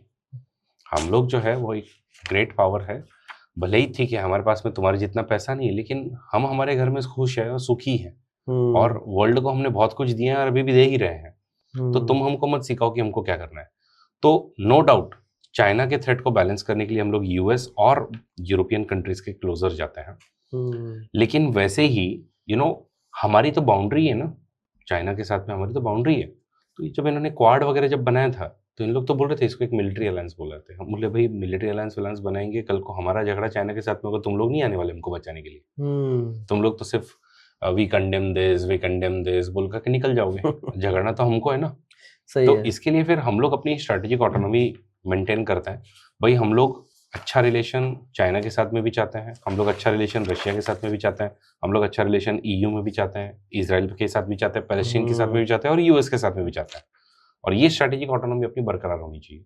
इसीलिए रिलोस भी साइन करेंगे, हम लोग लिमोआ भी साइन करेंगे, हम लोग अक्सा भी साइन करेंगे, हम लोग MLA भी साइन करेंगे, सबके साथ में सारे एग्रीमेंट हम लोग साइन करेंगे फॉर द काउंटर चाइना, क्योंकि मेन गोल अपना चाइना ही गिन सकते हैं। देखो ऐसा कुछ नहीं, मैं हमेशा याद रखना इंटरनेशनल रिलेशंस में, ठीक है, कोई भी अपना परमानेंट एनिमी या परमानेंट फ्रेंड नहीं होता है। चाइना आज भले ही अपना दुश्मन है, लेकिन जब हम लोग WTO में निगोशिएशन करने के लिए जाते हैं, क्लाइमेट टॉक्स में जब हम लोग निगोशिएशन करने जाते हैं, तो उस समय में अपना दोस्त होता है वो, और उस समय में सामने खड़े होते हैं US और UK वाले लोग, तो वो अपने दुश्मन उस समय में होते हैं। बाउंड्री की बात करें तो बाउंड्री में नो डाउट चाइना एक अपना कॉम्पिटिटर है, अपना दुश्मन है, अपने यहाँ पे बार बार जो है वो इंकर्जन वगैरह करते रहता है। तो उसको बैलेंस करने के लिए फिर हम US के साथ में जाएंगे।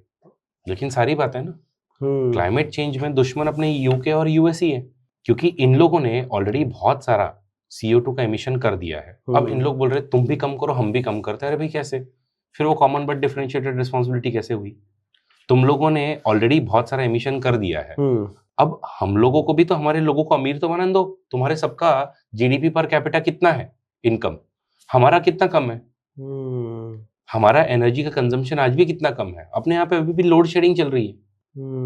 लोगों के यहाँ पे अभी भी गांव में अगर आप जाते हो 8 घंटे लाइट है और बाकी तुम्हारे मतलब फिर भी नहीं कहो तो भी 12 घंटे लाइट है, 12 घंटे लाइट नहीं है, आराम से लाइटें वगैरह जा रही। तो हम लोगों को भी तो हमारे डेवलपमेंट की अपॉर्चुनिटी दो ना। पर उनको तो वही अपनी खुद की टेक्नोलॉजी बैठनी है कि ग्रीन एनर्जी की तो हमने हम उनको टेक्नोलॉजी बोल रहे हैं कि डेवलप भाई की है। एक तो टेक्नोलॉजी शेयर कर दो, थोड़ा फंडिंग शेयर कर दो, ठीक है, थोड़ा हमको बता दो। तो उस केस में फिर हम लोग हमारे दुश्मन ही है, और दोस्ती में फिर अपने को चाइना लेना पड़ता है। भाई चाइना अपने साथ है वहां पे। तो सर हमने फिलहाल अभी तक सब डिस्कशन कर ली। इंटरनेशनल रिलेशन के पॉइंट ऑफ व्यू से मैं बात करूँ तो हमने पाकिस्तान की डिस्कशन कर ली, बांग्लादेश है, श्रीलंका है, चाइना का रोल है, रसिया यूक्रेन वॉर के यूरोप पे क्या इफेक्ट है, इवन यूएसए का क्या रोल है। मुझे आपके साथ एक रैपिड फायर सेक्शन खेलना था, जिसके अंदर क्या हो रहा है कि कुछ ऐसे टर्म होंगे जिसपे लोगों को समझ आने चाहिए कि वो क्या है।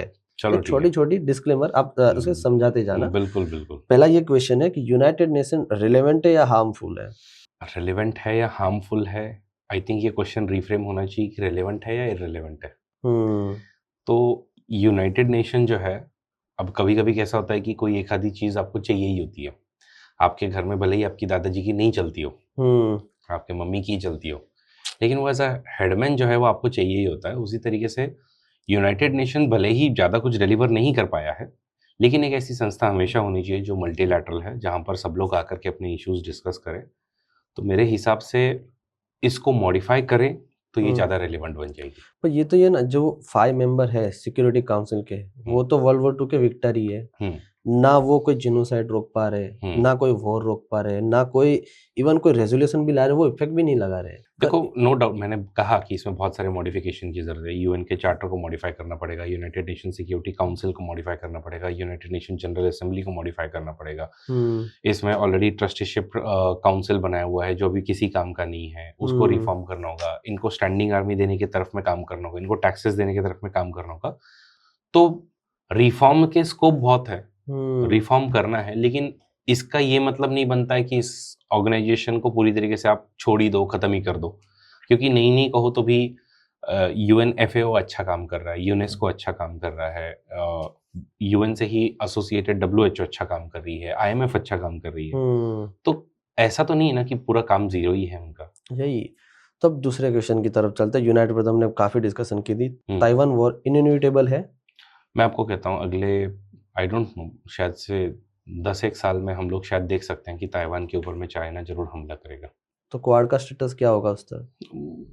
मतलब यूएस ऑलरेडी उसको प्रोटेक्ट करने की बात तो करता है, अपने इनफैक्ट थर्ड मिसाइल सिस्टम और बाकी सब चीजें भी उसमें डाल के रखी है। लेकिन चाइना बस वो पावर डिफरेंशियल को खत्म करने के पीछे लगा हुआ है कि आज अगर हम लोग देखें तो यूएस से थोड़ा सा मिलिटरली पीछे है, इकोनॉमिकली अभी भी 12-13 ट्रिलियन डॉलर से पीछे है। जब वो गैप फिल इन कर देगा ना, उसके बाद में फिर वो नहीं सुनेगा। फिर वो मतलब तुम वर्ल्ड को जो कर रहे हैं करे, वो अपना जो डिसाइड कर लेंगे, वही लेगा। 2050 में कौन जीतेगा, चाइना मॉडल या इंडिया मॉडल?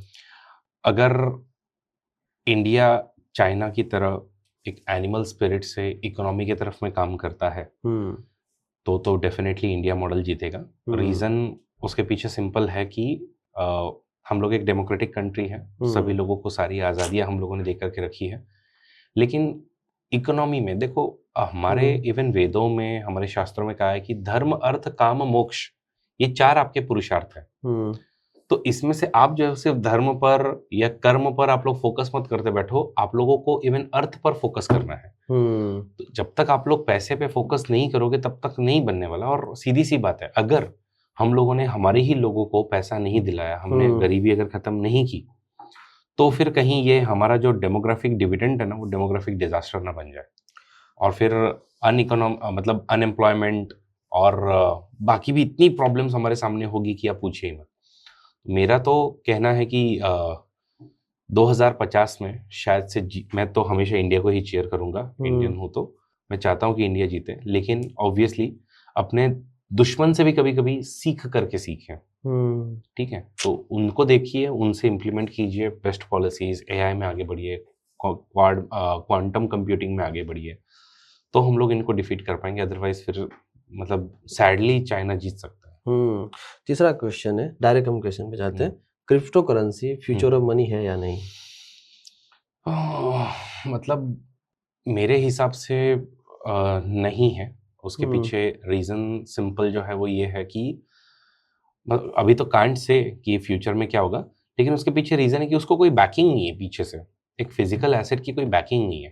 तो एक वर्चुअल करेंसी आपने क्रिएट कर दी है, और वो भी खास करके आप जस्ट इमेजिन कीजिए, आज आपका 1 रुपया जो आपके पास में है, उसकी वैल्यू आज 1 रुपये है, कल उसकी वैल्यू 1.5 रुपये होती है, परसों उसकी वैल्यू 0.75 होती है। तो वो कैसे एक करेंसी बन सकता है? ठीक है, रोज रोज तो इतना इतना वेरिएशन अगर तुम्हारे करेंसी में होगा तो कैसे वो करेंसी बनेगा? तो मुझे नहीं लगता कि वो इतने जल्दी एक करेंसी बनेगा। लेकिन यस, आगे काम जो है वो डिजिटल करेंसी की तरफ में जरूर होगा कि उसकी वैल्यू फिक्स होनी चाहिए, और फिर उस तरीके से वो काम होगा। आपने जो समझाया कि जो सेंट्रल बैंक करेंसी है क्रिप्टो करेंसी की, राइट नाउ उनको कोई सेंट्रलाइज नहीं कर पा रहा है, कोई कंट्रोल नहीं कर रहा है, कोई रेगुलेट नहीं कर पा रहा है। और जिस दिन तुम उसको रेगुलेट कर दोगे और जिस दिन तुम उसको सेंट्रलाइज कर दोगे, उस दिन क्रिप्टो करेंसी का कंसेप्ट ही फेल हो जाता है फिर। कि जो तुम चाहते थे कि डिसेंट्रलाइज्ड एक करेंसी हो, जो पब्लिक लेजर में अवेलेबल हो, जहाँ पे सेंट्रल बैंक्स एंड बैंक्स का उसके ऊपर में कंट्रोल ना हो, फिर तो तुमने क्रिप्टो करेंसी की डेफिनेशन ही डिस्ट्रॉय कर दी। सही है सर। सर चौथा क्वेश्चन आपके पास, स्पेस मिलिटराइजेशन इनएविटेबल है? स्पेस मिलिटराइजेशन होगा, इनफैक्ट मतलब ऑलरेडी उस पर काम चल रहा है लोगों का।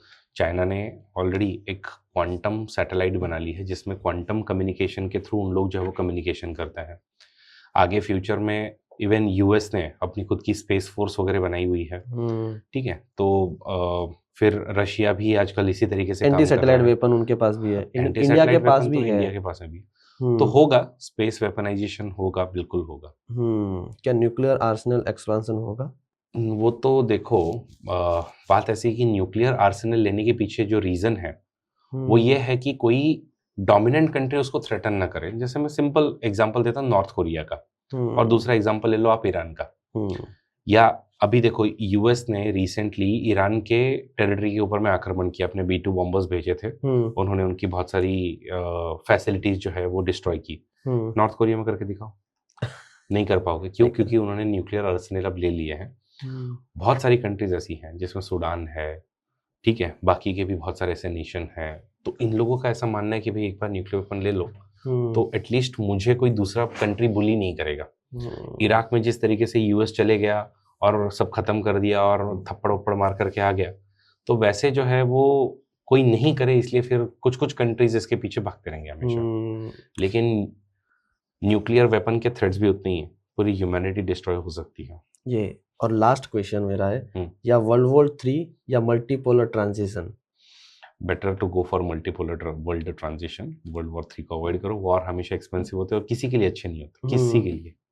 तो मल्टीपोलर जो आप बात करें, मल्टीपोलर है, इसका जो वर्ड मुझे लोगों को समझाना हो, मेरे व्यूअर्स को, तो क्या समझाएंगे सर इसको? सिंपल सी बात है कि कोई भी एक पावर जो है वो डोमिनेट ना करे, या वर्ल्ड जो है दो पावर्स के बीच में बटा हुआ ना हो, यूएसए या यूएसएसआर, या सिर्फ यूएस की दादागिरी ना चले।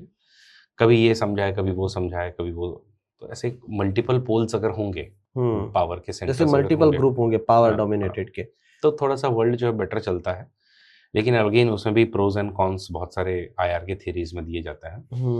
बट अभी के लिए फिलहाल तो मेरे हिसाब से एक मल्टीलैटरल वर्ल्ड जो है वो ज्यादा बेटर होगा। Okay, multipolar is the best for the future. Sir पहली बात तो आपका थैंक यू सो मच कि आपने यहाँ आया, हमारे व्यूअर्स को एक important knowledge the about the IR, जो एक सिंपल पर्सन भी समझ सके, जो इंटरनेशनल रिलेशन कितनी इफेक्ट हो रही है, इंडिया की सिचुएशन, गोल्ड मार्केट में, स्टॉक मार्केट में कहाँ कितनी इफेक्ट हो रही है, ये समझाने के लिए आपका मेरी तरफ से और मेरे व्यूअर्स तरफ से thank you so much sir. Thank you Hiren for inviting me.